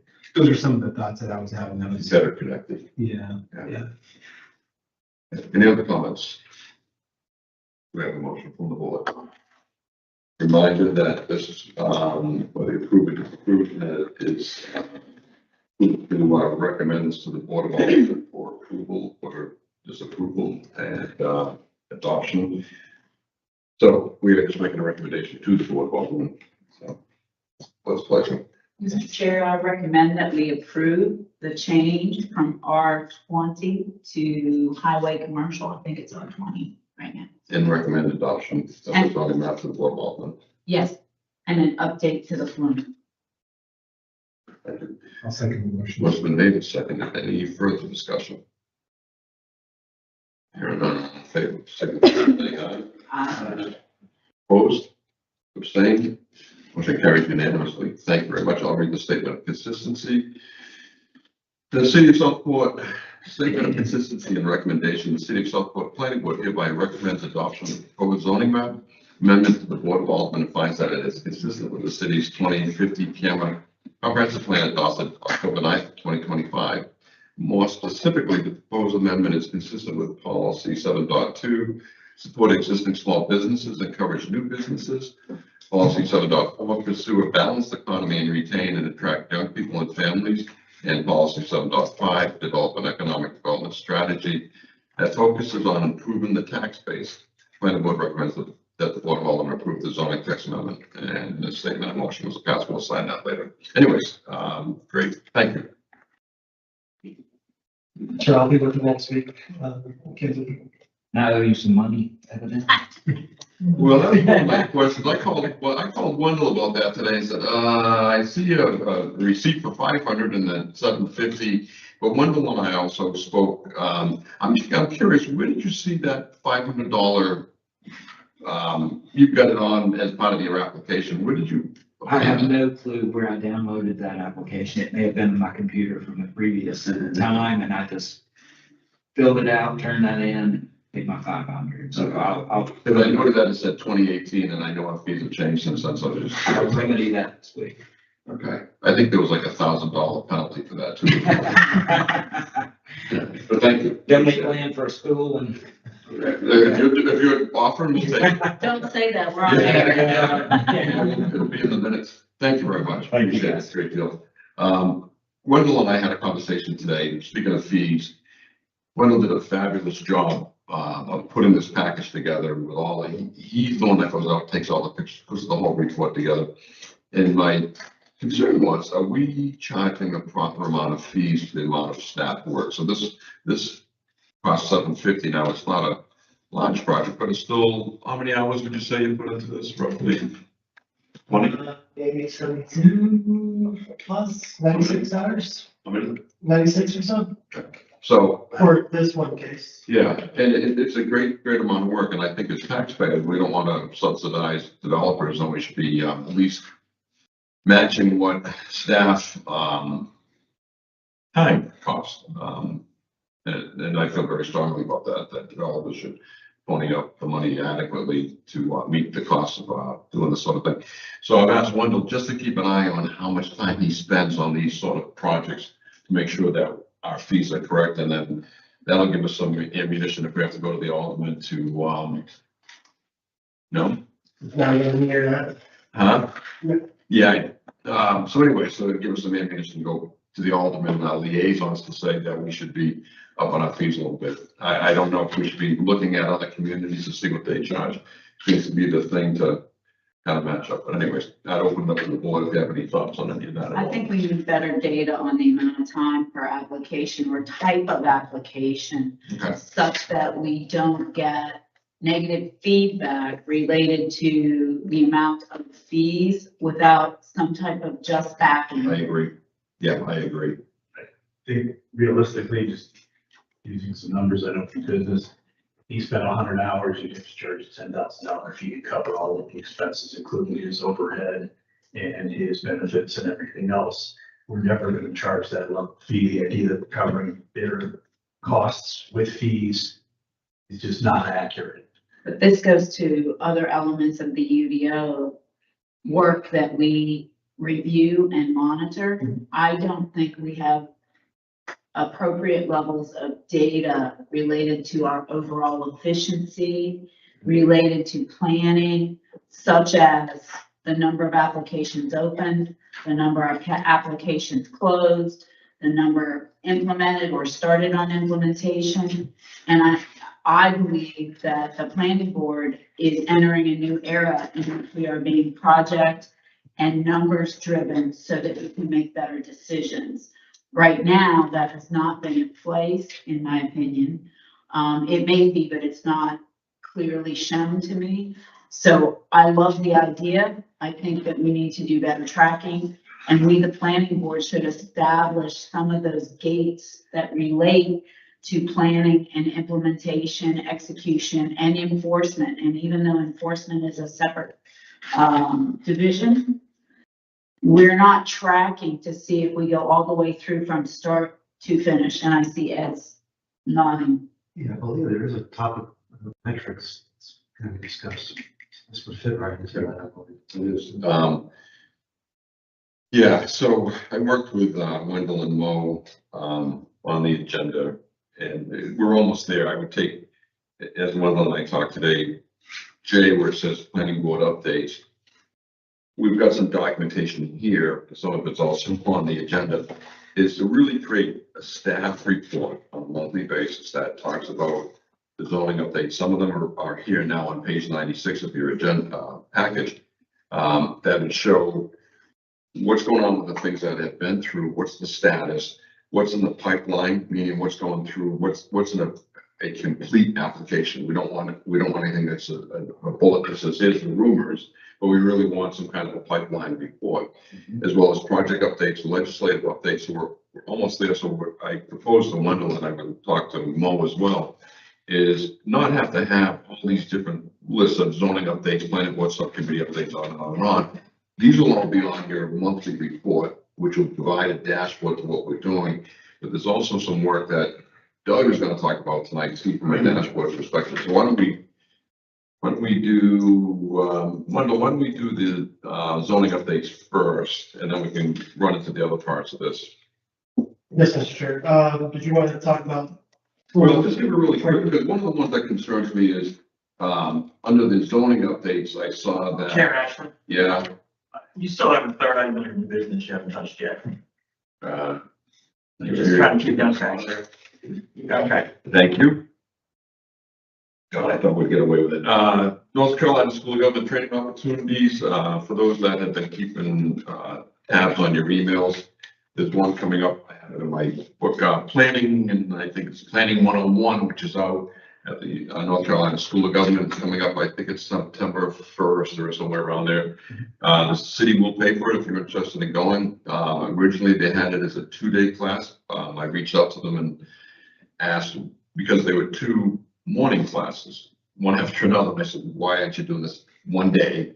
And is it available by Zoom? And the Zoom part didn't happen, but they combined it all into one day. So the city will pay for training if you're interested in going. I signed up as soon as I was already on the wait list for the class. I've been following it since January. So I already signed up, and then I was pleased to find out they would actually get reimbursed for it, which is even better. So I would encourage, if you guys can go, the city will pay for that training, and if I understand it correctly, we'll also pay for the hotel if you need to stay over, correct? If it's a multi-day course, yes, the Well, city will pay for it. what do you mean by multi-day? Like if you're there for a class for 2 days and you would need to stay overnight. Because it's in Raleigh, You have to. and it's at, Yeah, get up early. I've had to do a couple of those. they won't pay for hotels if it's the same day out in Raleigh. Not normally, no. So normally means that they could. 'Cause Normally we means say- like if you're staying more than 2 days, you're gonna get paid for it. If you're staying one, they encourage you to go. That means there's an out. Where's my kids? All right, anyway. You gotta get, because I've gotten up at 4 to be up there before at 8:30. It's Yeah. possible. It's not the best, Yeah, and their coffee is awful, but yeah, there's a Starbucks right down the street. It's pretty This is far. why you got worse one. than everyone. yeah, yeah. So. And I do- Drive time, 3.5 hours? 2.5, 2.5. It's not too good. Yeah. But I have you signed up. I have John, I have Clark, and I have Doug. Okay, good, great. Yeah, 5 day discount. We can really have Southport show up, they'll really wonder, shouldn't they be doing this over 2 full days? With all our- See, we could do it multi-day and get a hotel. Yeah, oh, absolutely, sure. I think it'll be a good class. There's also, for those that are interested, Tori is also a, certified zoning official, as is Mo. Mo was certified, as well. If you really want to take a class, that'd be the class. If you really want to get crazy, I think it's a week online and then a couple days there and then an open book test. And it's, you really have nothing else better to do with your time and want to be like staff, you're welcome to do that too. I don't know. if the Join city our will pay for team. that. Yeah, I don't know if the city will pay for that. I don't know if it's in the budget, but anyway. So I would encourage you, if you can make it, please go. All right, Michael, you are up with the zoning updates. Thank you, Mr. Chair. And nice work on that package. I thought it was really well. I appreciate it. Thank you. Okay, so zoning, updates. Zoning map amendment 2502 concerning local historic district overlay. That one's for the, I'm sorry, that's currently at Brady Herman. He's reviewing it, I got my notes mixed up, sorry. I think they're waiting for it to go back to the board of all. They are. Some I further work. apologize. My notes were mixed Yeah. up. Yes, it's waiting to go back before the board of aldermen. That was heard in June's meeting. Yeah. And I want to say June 2nd. And, yeah, sent back to the HPC for research and amendments for an advisory committee. Right. I think council is handling that too, or board of aldermen or however it's gonna work. Zoning text amendment 2405 went before the board of aldermen at their, meeting on the 11th. It's been tabled until June 17th for clarification on how to move forward. Yeah, I'm gonna correct you on that, because I was at the meeting. I don't think it was tabled to the 17th. It was pushed out to a subcommittee that I asked to be on, along with a couple of the aldermen. I think it was Alderman Gross, Alderman Kelly, Alderman Mostello perhaps, myself, Mo, because we weren't clear on the direction. First, it was no events, first it was no large events, then it was no events. So Director Meehan stood up and asked for clarification, and that's when subcommittee was determined that should be happening. So I think that's gonna get pushed out for a little while. I don't see anything really getting on that till probably September, October, but we'll work on it for then. For the audience, that's concerning the bed and breakfast. Yeah. Text amendment, yeah. Yep. Special events. That will be back here. It's.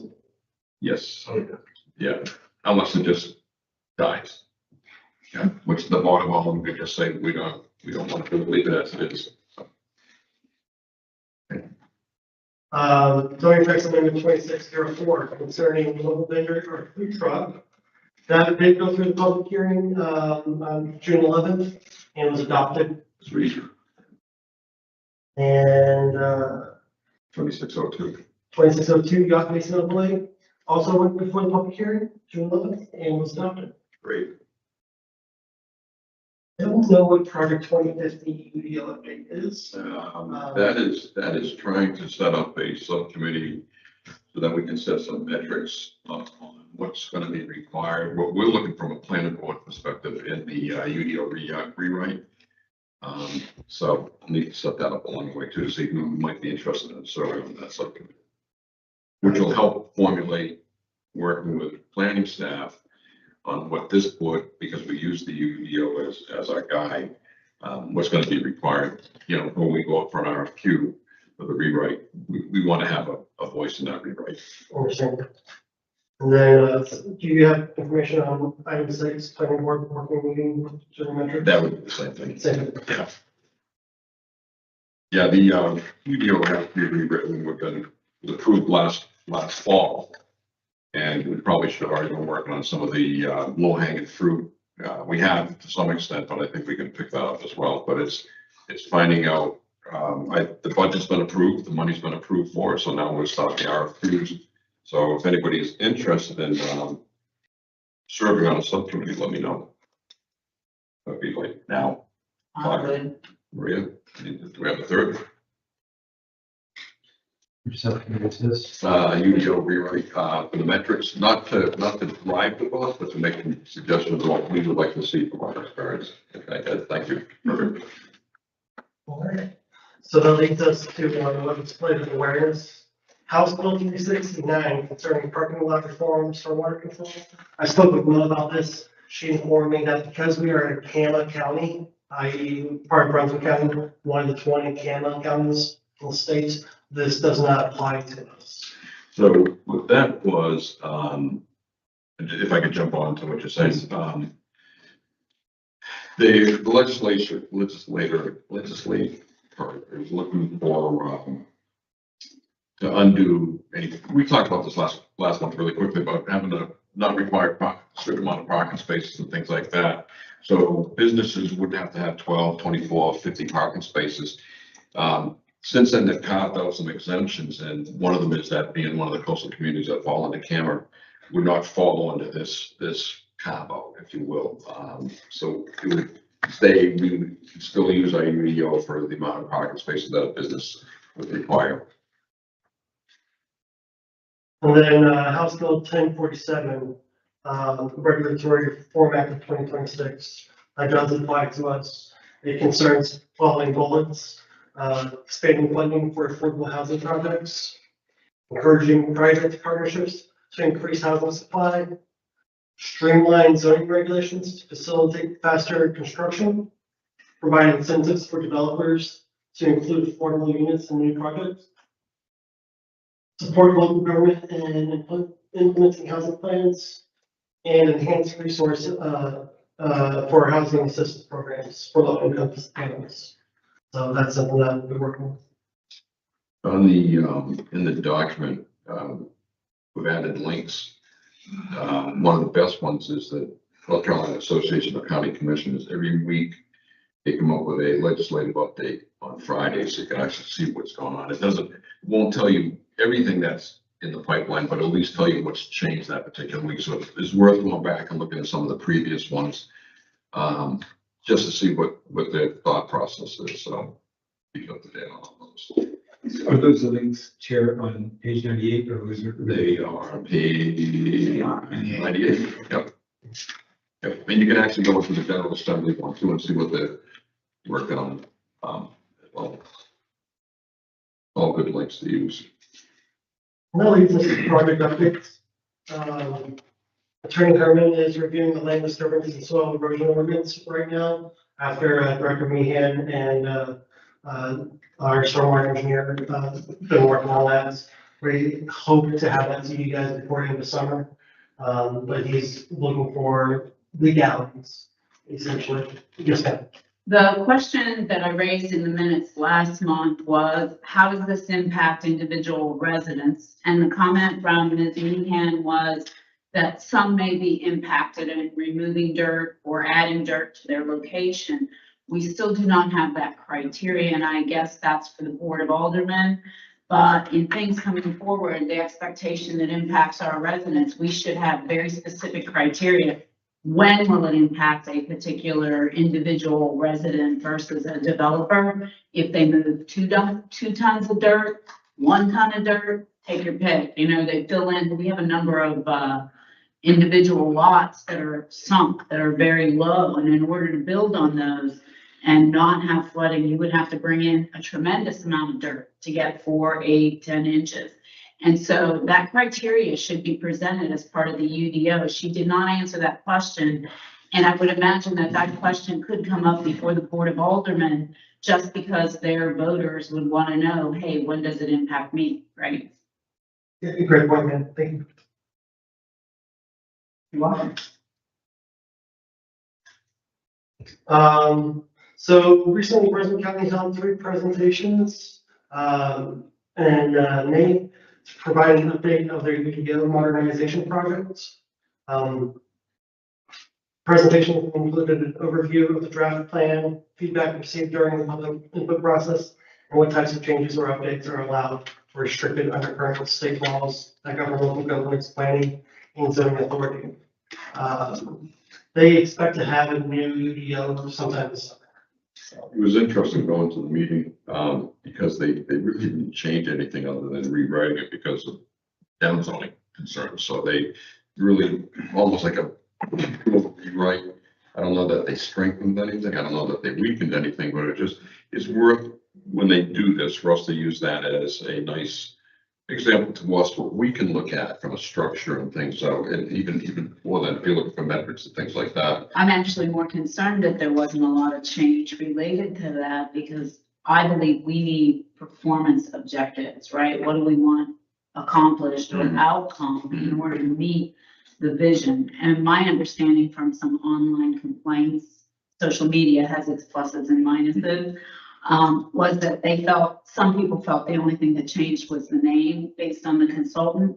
And my concern, given the amount of money budgeted, that as we look forward to any consultant, that we take that into account, that we would like to be more specific about what we accomplished in a UDO rewrite, so that we're not wasting the taxpayers' money. That's my thing. Yeah, and the difficulty with all that is not being able to change the zoning. You can't, some things you cannot strengthen just because of downzoning, non-downzoning requirements. And I think that's what they God were. bless. I said, God bless. Yeah, I think that's what they were up against. But, you know, again, maybe there's some other things they could have done, but yeah, I think it was a pure, let's run it through the washing machine, let's see how it comes out, and just kind of reorganization, if you will. Hopefully that, when things change, hopefully things will change, that they can strengthen it as well. But yeah, I understand your concern. It's now an LDO. LDO, yeah. Yeah. Limited duty officer, way to go. It was well attended. I went to the one that was up at St. James. It was pretty well attended. Our liaison was there as well. And Marcel.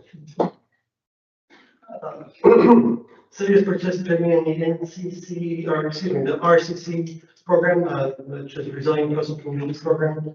This program evaluates how we prepare for hazards such as flooding, storms, sea level rise, while protecting the places and services that matter most to the community. There's a link there that will lead you to a survey. We're asking everyone that's possible to go there and just fill out. It's not an extensive survey. Do we know how many have been answered already, Michael? The email I got from our counterpart over there said it was like 127 at this point. Well, that was earlier in the week. I don't know where we're at. So I don't know. With the simple survey, I've already taken it. I think it's good, but it requires you to be there with your thinking cap on because there's not enough specific and you have to add some specific. Yeah, we have to do your sort of order for the priorities and things. Yeah. But Okay. there's no addition either, right, to add extra stuff. Yeah. This is your only choice. Yeah. Well, that doesn't necessarily work, right? Regarding that, formal input, public input session will be scheduled in the late summer and will be advertised and announced regularly to ensure as much input as possible from the citizens of the city.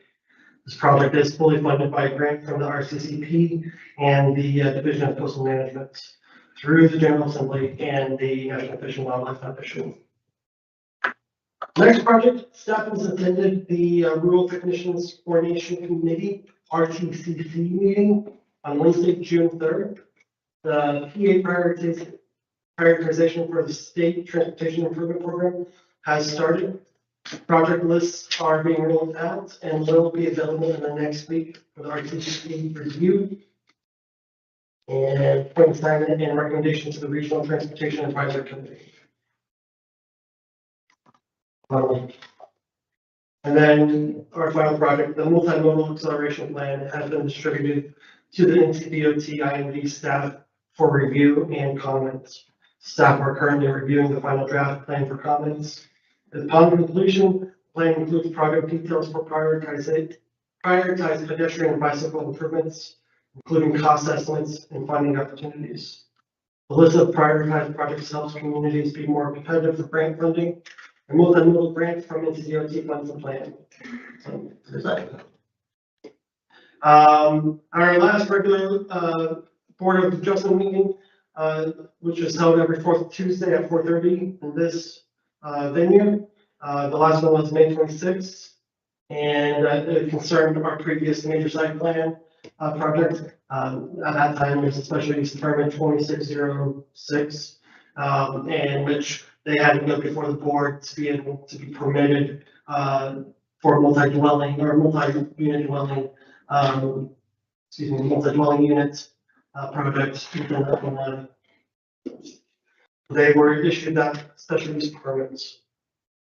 The June 23rd, 2026 meeting, is canceled. We just don't have a case this month. That being said, we have like 3 of them online for July. One right now is a rezoning concerning, I forget the address, but it's right next to the ABC store, Sopo. They are in a situation where there's a beautiful live oak that's specimen size, and they're required by the BDO to put a sidewalk along the right of way, but the tree is preventing that, and they don't want to destroy the tree, so they have to go before and get a variance. We also have another 2 ADU requests going before the Board of Adjustment next month. The Historic Preservation Commission, regular meetings of the Historic Preservation Commission are every first Wednesday at 4 at this venue. The June and July meetings at the HPC have been canceled. And then Forestry Committee, regular meetings for the Forestry Committee are every second Tuesday at 5 p.m. at this venue. And I think we had a whole lot of new information we were discussing. Did you want to speak on the Forestry Committee items, sir? I don't mean to step on your toes. So essentially, it was proposed a little late in the game that we would have a Liberty tree, which would be a series of trees that we would plant and commemorate in honor of our 250th birthday. And that's something that we're looking at doing later on this year. So it's a little late in the game. We're going to have to go before the board. But that was our highlight of our Forestry Committee. You have the whole year. That's right.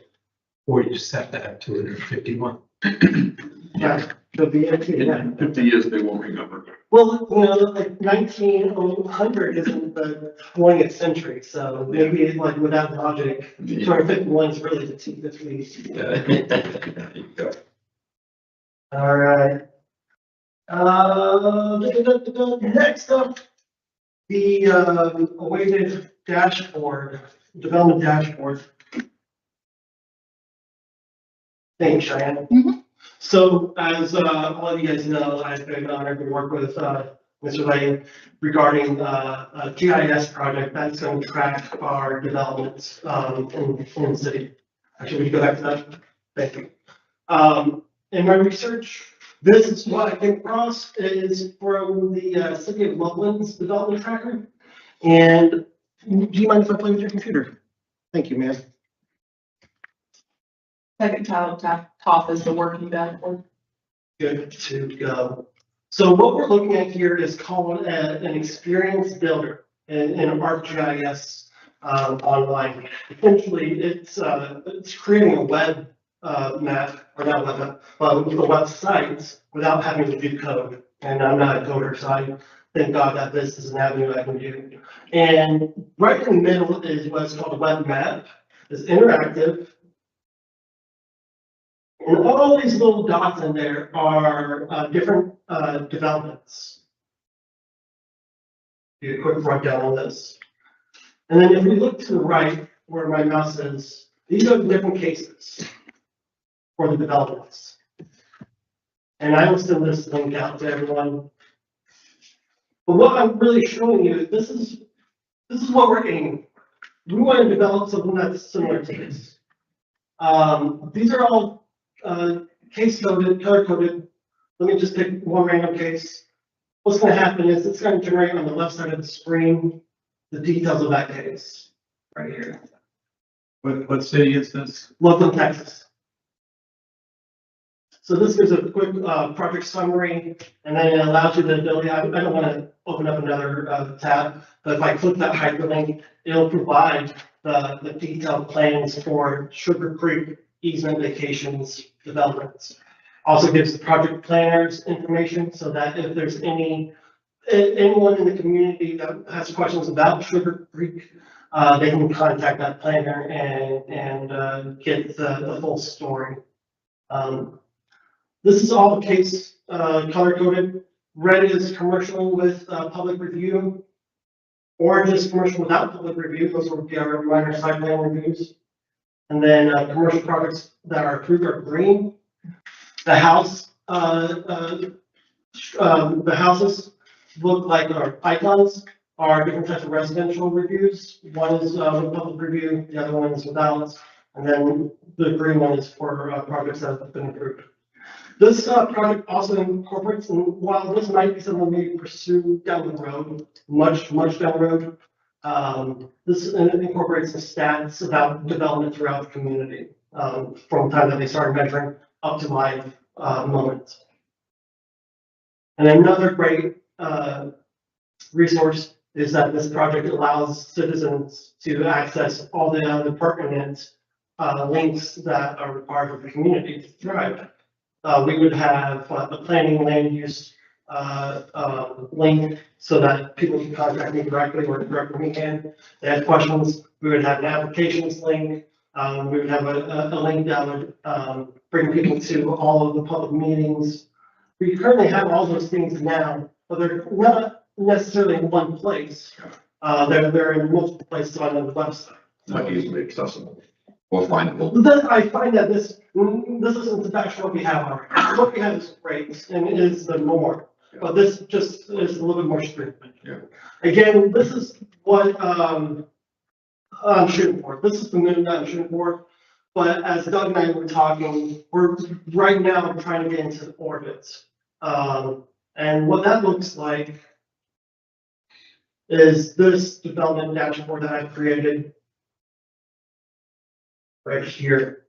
So here we are. I'm using a black base map just for contrast purposes. Once this is published, it won't have that. It'll be more of a standard gray.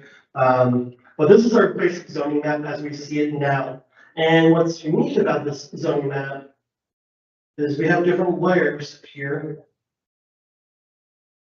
Sorry.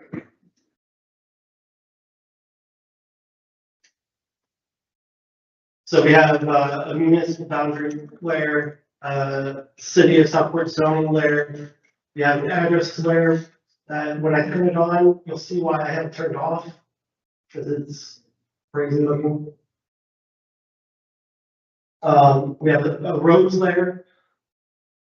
That when we zoom in close enough, we'll highlight all the roads. These are our parsons layer right here. That you can turn on and off. But what I've really been working on is all this took maybe like 15 minutes to generate. But what I've been working on since last month is this developments layer right here. Now this is not all encompassing. This is still very much a work in progress. Doug and I are going to be going through and fine-tuning what is necessary and what is not. But without further ado, if I can open that. We have 3 different subjects or layers, sub-layers. One is major subdivisions, one is major site plans, one is quasi-judicial projects. Let's look at our major subdivisions. Now we have several major subdivisions in the city of Southport. I've been able to only generate one of the many subdivisions that we have. This one in particular is the Waters, which was formerly known as Oakton. Let me try and make this a little bit more user friendly. So these little housing icons are one of 40 different houses that have been proposed for the Waters. When you click on it, you'll be greeted with a pop-up that gives you the details of the city, the address, all the municipal information. It'll tell you who the developer was, is, the address again, the description of the project at large, the longitude, latitude of that particular address, the zoning,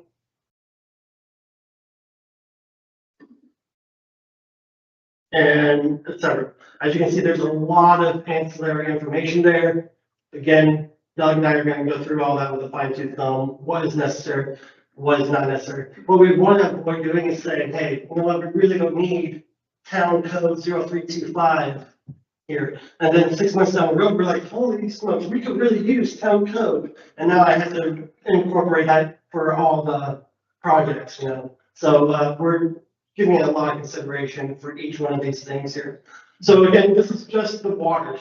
The one that I'm working on before Doug and I meet next week will be Osprey Landing. It's 130 houses, I want to say, and it's a pub. So that's going to be a little bit more different than what you see here, but by and large, similar to that. Let's look at major site plans. Now, this is a collection, and I have to give thanks to Chairman Ashley. You've created that project tracker, and I was able to use that to generate a lot of this work. That helped out a lot, sir. So I'm grateful. I mean, let me You chat group, net out. you in the chat group. Yeah, no, this one, that was part of the end of the report, wasn't it? Yes, sir. Yeah. Yep. It was all the, everything. Yeah, that was part of the public. That's a good one. Work. Yes, sir. So, major site plans right here. We're looking at. This consists of every major site plan that's become board since 2022, I want to say, is the oldest one I can find. Let me find a specific case real quick. So, I think this is the one that just went before you guys tonight. This is,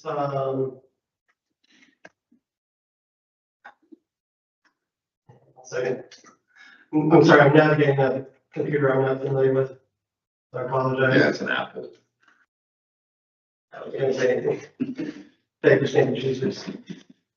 Okay, so this case went before you guys tonight. This is the major site plan MSP 26-02, the Brunswick Partnership for Housing project. Now, what we'll see here is one of two big pop-ups. Again, it has the municipal information here. If I turn on the zoning information, it'd be more details.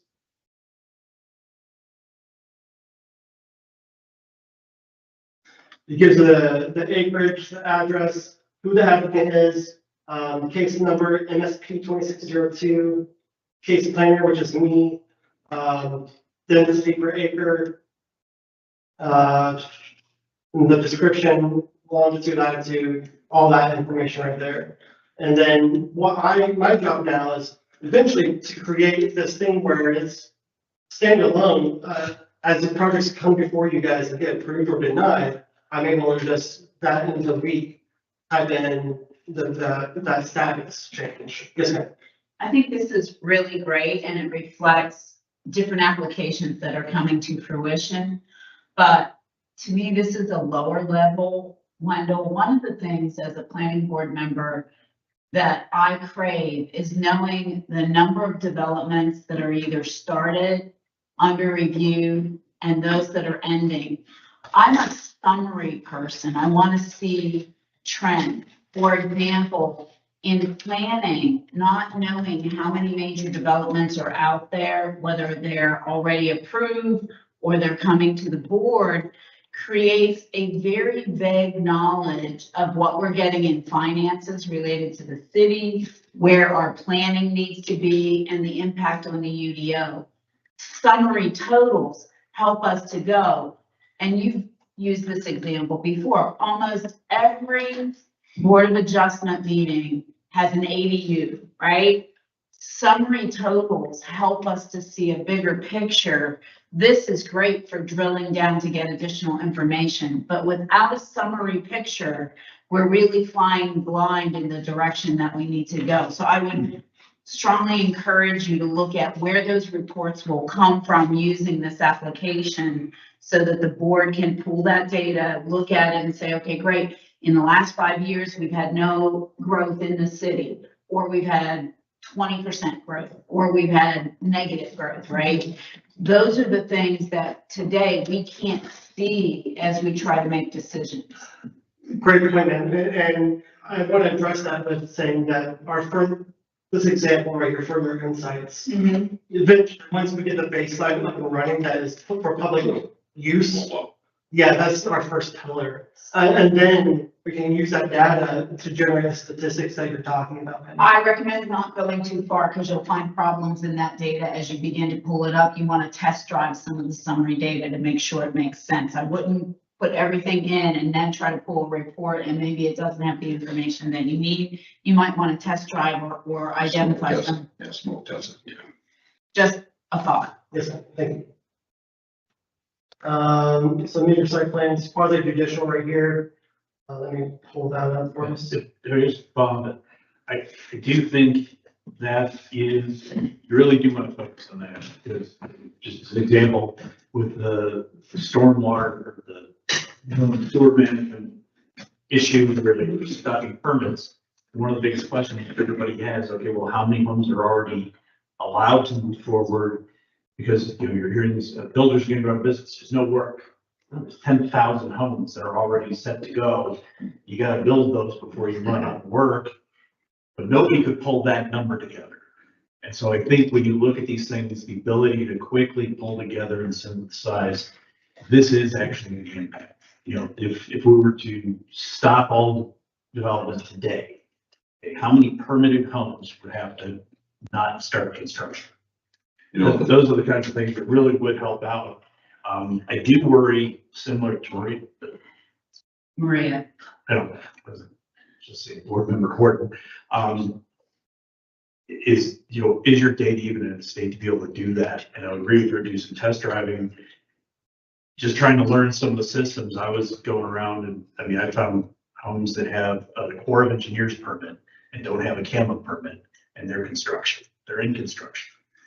So the data that's in the files that you're going to be pulling from, I think is a lot less complete than you think it is. And if you start trying to pull these examples out, you're going to very quickly find where the problem areas are. I agree with you 100%. I also think that you might make it more simplistic. To Clark's point, we might have a half dozen metrics that we want to see, something simple and easy before you get further into the details, because we're learning while you're learning, and we can only work with so much data at one time. Transitioning everything to fully fledged online complete data is mind-boggling for a planning board that's going to have to learn how to think about that data differently as well.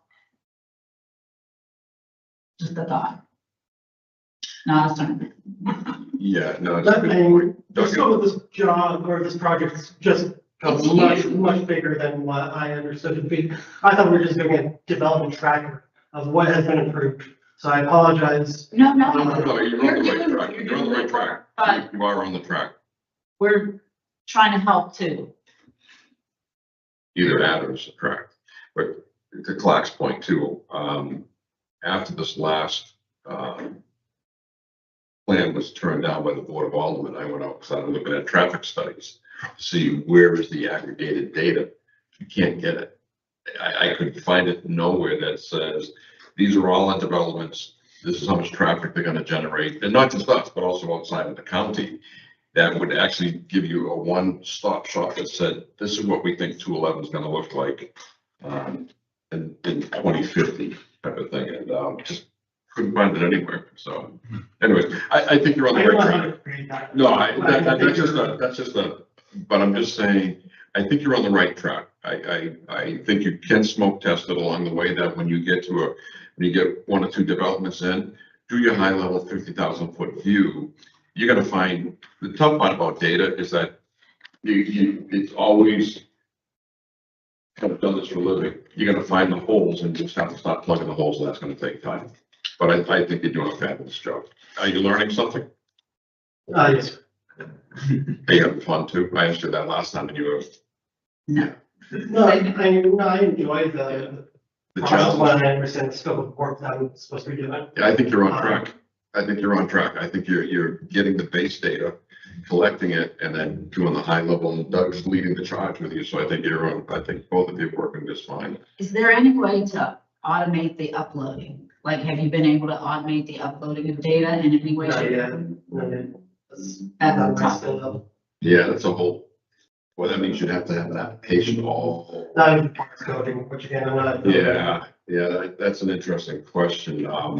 We'd almost have to talk to the county to see if they have something that, what they're doing at the county level, are they getting anything automatically, or are they plugging it in as well by hand? And then, it'd be worth the road trip to the county too, and talk to them and seeing how they, if you haven't already, seeing how they're doing their work, because it's got a good dashboard as well. Well, sort of. All right. Sure. Anything else on the dashboard? No, that's by and large it, meeting with, Doug Yeah, next Wednesday. And we're going to continue to meet and refine and develop. thanks. Doug, any thoughts? Yeah, well, so I enjoy working with Wendell on this. He wanted to demonstrate that he has been listening and he's been working in the background to do some stuff. This is sort of based on kind of a three-domain approach, which is, hey, we got a bunch of data and we got some questions. Can we question the data and get some responses and maybe even some answers? And if we did, how would we display those answers for whatever the audience is? Is the audience this audience? Is it the alderman? Is it junkie public? So Maria, part of the response is the model that Wendell has looked at from the Loveland city. A bunch of that is geospatial data, but their full sort of allows for non-geospatial data to be represented. And that's the kind of aggregated data that you're talking about. Wendell's going to continue to kind of play with the GIS stuff, because a bunch of stuff of what we do is on the ground somewhere, and you can represent that data and then put a bunch of meta tags on it. That's what Wendell was wanting to show there. What I'm going to be doing is giving you all a call over the next week and go, what are the questions that you'd like to ask on this data set? So we can determine whether or not the data actually exists in the set. And if it doesn't, whether we need to do something about it, or no, it exists there. We just got to figure out a way to access it and then portray it somewhere in some report that we can get to without actually going to Wendell's desk and saying, can you print something out? Absolutely. Yeah, so that's what I'll do. I'll be contacting you all the next week. And as Wendell mentioned, he and I'll get back together next week to continue development. And Wendell, so here's the thing for this board's appetite is I'm going to put something out, Wendell, you nod or frown, which is as quick as Wendell develops something, he's working with some permission stuff. He's wanting to allow you to either see a static version, like a screen capture, like I'm doing some stuff and it's more than what I showed you last time, or even better, go to this URL and you can access and put your hands on that. You won't be able to write the information. You will be able to read it. And as quick as he can do that, he's going to try to do that just to make sure that we understand he's been working on it and like getting that. That's Yeah. Well, spending 90 hours on other projects. Yeah. Yeah. Blue balance, and thank you both. Appreciate it. Let me jump in if I could. Data centers update. Okay, so right now, the UDO data centers, and they're popular and controversial, so our subcommittee is putting together draft UDO language to prescribe the zoning for data centers, as well as a lot of the elements of data centers that impact the public. Power supply, utilities, noise. We realize that we're not going to get, a 12 million square foot data center in Southport, but what we could potentially get would be something that's close to residential or some public use areas. So we're trying to put guardrails on the locations the frequency of the data center, and then some of the other impacts and where we are now is trying to identify what to ask the applicant to provide during zoning or an initial site plan versus the detailed information. And I think Mo is going to look at it and maybe tell us. Kind of do a litmus Tell us test, where we see if we're heading on the right path or not, right? Between Doug, John, and I, we've met a couple times, and also back and forth with email to structure this. I think it's a pretty solid document, but we feel we better do a spot check with staff to make sure that we're not heading way to the right or the left, or, you know, that we're at least legally correct. And then hopefully we'll have something for you, the board, in either July or August, what we're shooting for. So, and then ultimately the Board of Aldermen. So just to note, Yes. City of Shalom, Town of Leland have UDO, I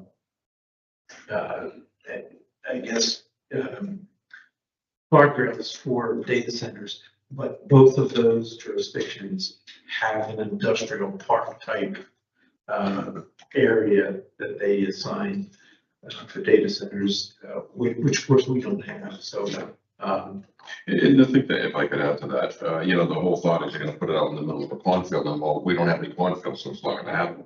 What they're doing is they're reusing existing buildings, retail centers, things like that for, they don't require a brand new building, they just need to gut it and restructure. So, you know, there's still opportunities that one could locate here, like a Walmart. Yeah. Are you incorporating in your UDO thoughts, requirements related to them providing and paying for the electricity and the water usage?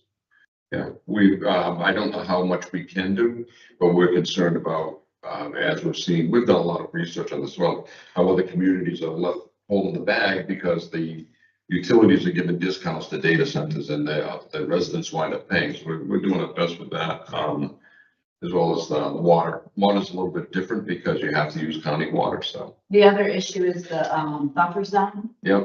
for health should be at least 1 mile, and if not greater, to residential districts. Yeah, Because we of the have a little bit vibration. less than that, yeah.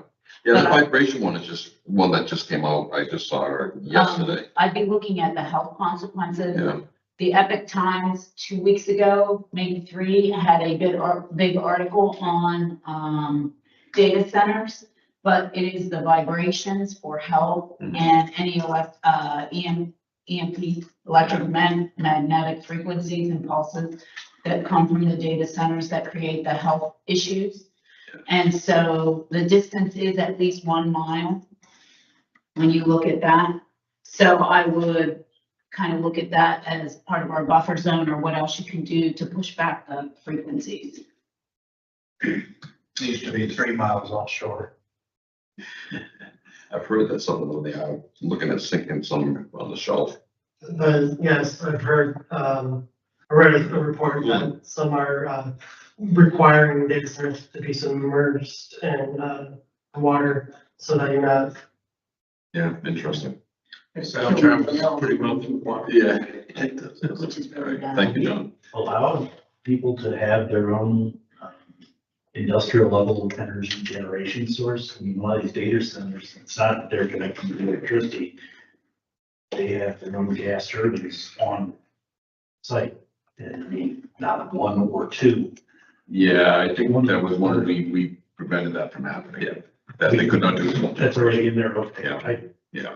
But even their ups, their universal power supplies are a big issue depending on how long they go on an up as a backup for Yeah. maintenance. Or the monthly, weekly testing that they do. So more to come. Yeah, more to come. Thank you. Any other questions, comments on that? The other one, Maria and I are working on the UDO application document, if you will. Get a little bit more work. She and I will meet over the next week or two, and then we'll have something for the board. And after we run it by staff as well, this is just adding to this transparency while at the same time reducing the size of the document to something that might be a little bit more usable. We've got some work cut out for us, there's no doubt, because look at what you had tonight, a lot of information in there, and we want to make sure that we're transparent while at the same time, not creating a Bible or, you know, a large book of unnecessary data, things like that. So we've got some work to do on that. What else? What else we working on? I think that's really it on that. So, anything from the board? We start around Doug. Anything? Brother Chair, thanks. Okay, Ed? No, thank you. Yeah. Maria? Clark is new to our group. It would be nice for us to get a current updated email and phone number list. And we should do that on an annual basis as people get renewed or expired, so that if we're on a subcommittee together, I don't have to hunt him down somewhere. I can say, hey, Clark, how are you? Yeah, now that Ed and I have been reappointed, Scott will redo and update the list and show them the terms expired, by seats and things like that. So yeah, we'll. But just an email out would be helpful. Yeah. I cut mine out and put it on the wall and go, okay, here's where everybody is. I need to know. Yeah, good point. We got that Monday. Ed? Clark, do you have feedback on the primer that we've put together? To be honest, I went through it pretty fast. I only got it a few days ago. Oh, okay. Yeah. So, I was more focused on trying to make sure I go to the agenda and understand everything inside of it. But I did get a copy finally, and I guess during it. I apologize. I should have finished that. That's okay. Feedback. Yeah, we just looking for continuous improvement feedback. Yeah, good point. Brett? I have a question for Wendell. Are you aware of the earth movement down at Waterway near the marina? One more time, am I aware of the? The earth movement? No, sir. So there's a large parking lot that's now full of 6 feet of sand.